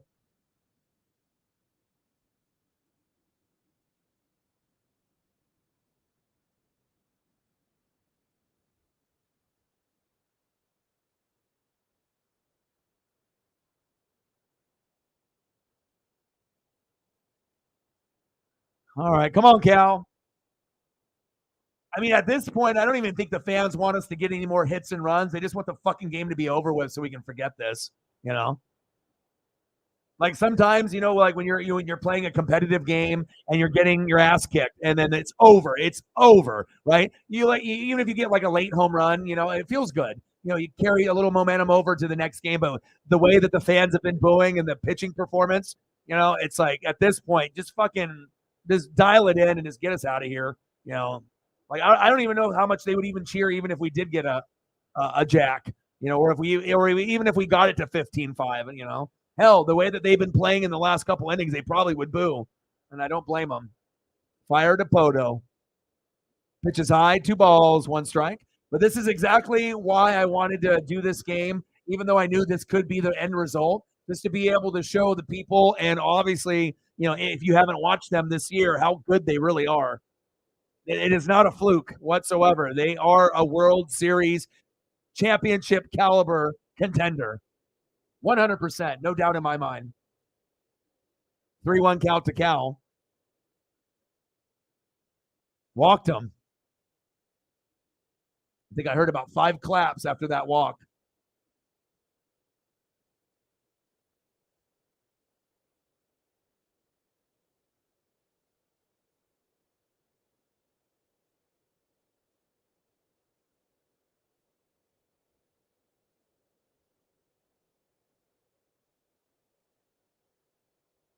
Next up for the Mariners in the bottom of the ninth, Dylan Moore. Pitch is low, but they called strike because they want to go eat some dinner and they don't want to be here anymore. You can definitely tell the umps just don't give a shit at the end. Well, as a Rays fan, I'd be looking forward to the game because you're going to win. As a Mariner fan, we just hope we don't get blown out and Kirby plays well.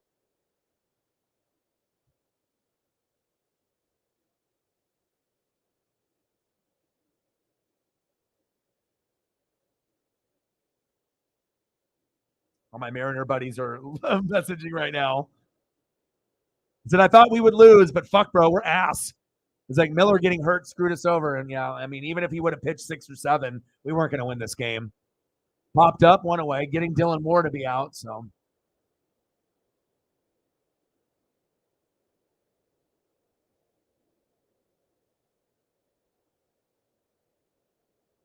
bottom of the ninth, 15-4. Runner at first, one away. Next up, Jose Caballero.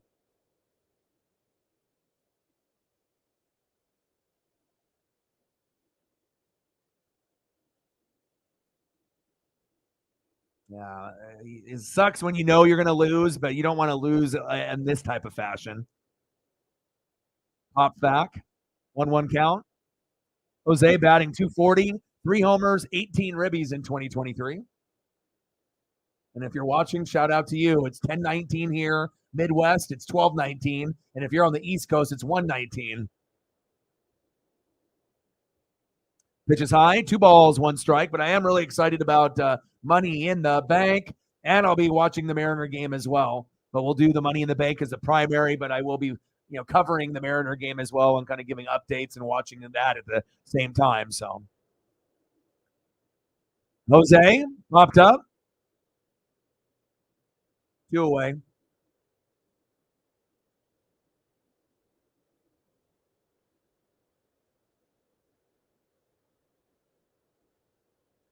Last but not least, shortstop J.P. Crawford.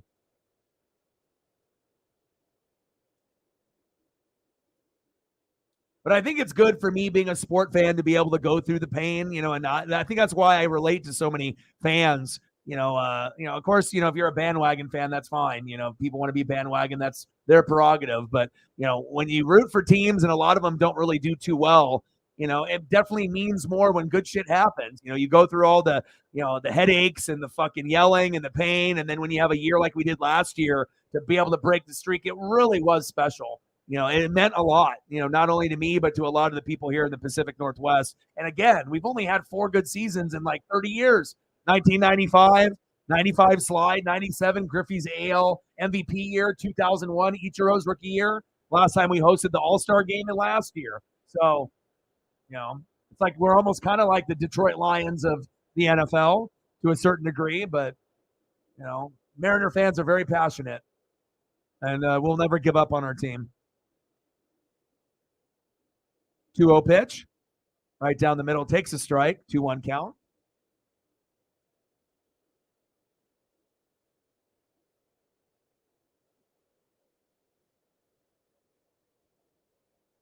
Two-one pitch. Pitch is high. 3 balls, 1 strike. Shout out to everyone that donated, anyone that subbed, liked, subscribed, commented, shared on Twitter. I appreciate all you guys. And all the people that are watching on Twitter, YouTube now, as well as our international fans that are watching in Japan and other foreign countries as well. My buddy's playing the new AEW game. He says, it's sick. It's got like the Nintendo 64 engine of like WrestleMania 2000 and No Mercy instead of like the 2K, that they put out. And I don't know, I think the 2K shit for WWE games is garbage, but the old school stuff is much better. Like shit, even to this day, No Mercy and WrestleMania 2000 is still some of the best wrestling games that are on the market. All right, Julio's up. We got arms, we do, and a few good relievers, but we are missing 3 to 4, maybe 5 elite position players. Absolutely, I agree. And it's not like things are going to be better if we had Carlos Santana or fucking Winker and some of these other guys. I mean, we're still going to be shitty. So, I mean, it didn't work out with Wong. It didn't work out with Robbie Ray. Teoscar started slow, but he is starting to prove his worth. That was a good pickup, but we'll see what happens in the second half of the season. All right, last at bat, down 15-4. Runners at first and second, 2 away. Julio Rodriguez. Let's go, J-Rod. And he struck at what's new. And the game is over.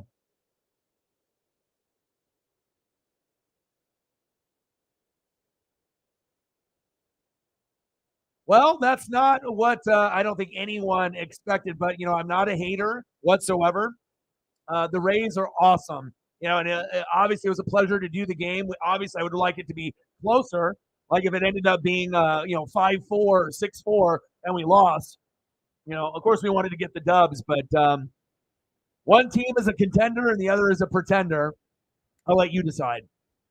We'll be back tomorrow for Money in the Bank around 5 p.m. Pacific time. And I will be covering the Mariner game with George Kirby, which I believe starts around 4:15. So that'll still be going on. I might, hop on a little early to kind of cover that, maybe 15 minutes early before the WWE pay-per-view. Then on Sunday, we're going to probably do another Mariner game with the Rays, or maybe we'll end up doing the NASCAR race. That's going to be in Chicago in the streets, which they've never done before. So we'll keep it moving, but more than likely we'll continue to keep doing a lot of baseball games, and every once in a while on a Sunday we might sprinkle in a NASCAR. Then when we get to football season, it'll be all NFL, all day, all night, college football as well, and then we'll continue to do the wrestling. And then when we get into NBA, college hoops, NHL, NASCAR, all those other things, we can kind of trickle those in. So oh, man, did not expect the blowout there. I hope that Miller will be back as well. He is electric. Thank you so much, Reflect, for your donos, as well as Sarah and a few others that we ended up getting in here as well, like Tom, to get us to our number.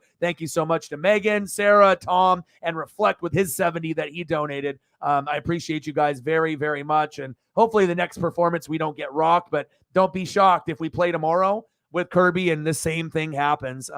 The Rays are insane. They're so good. So I love you guys, and I appreciate you guys very, very much. Shout out to everyone that supported, shared, donated. I love you, and I appreciate you. And I got one question for you. Who talk sports like us? Your boy Ryan, Northwest Sports Fanatics, and I'm out. Gang.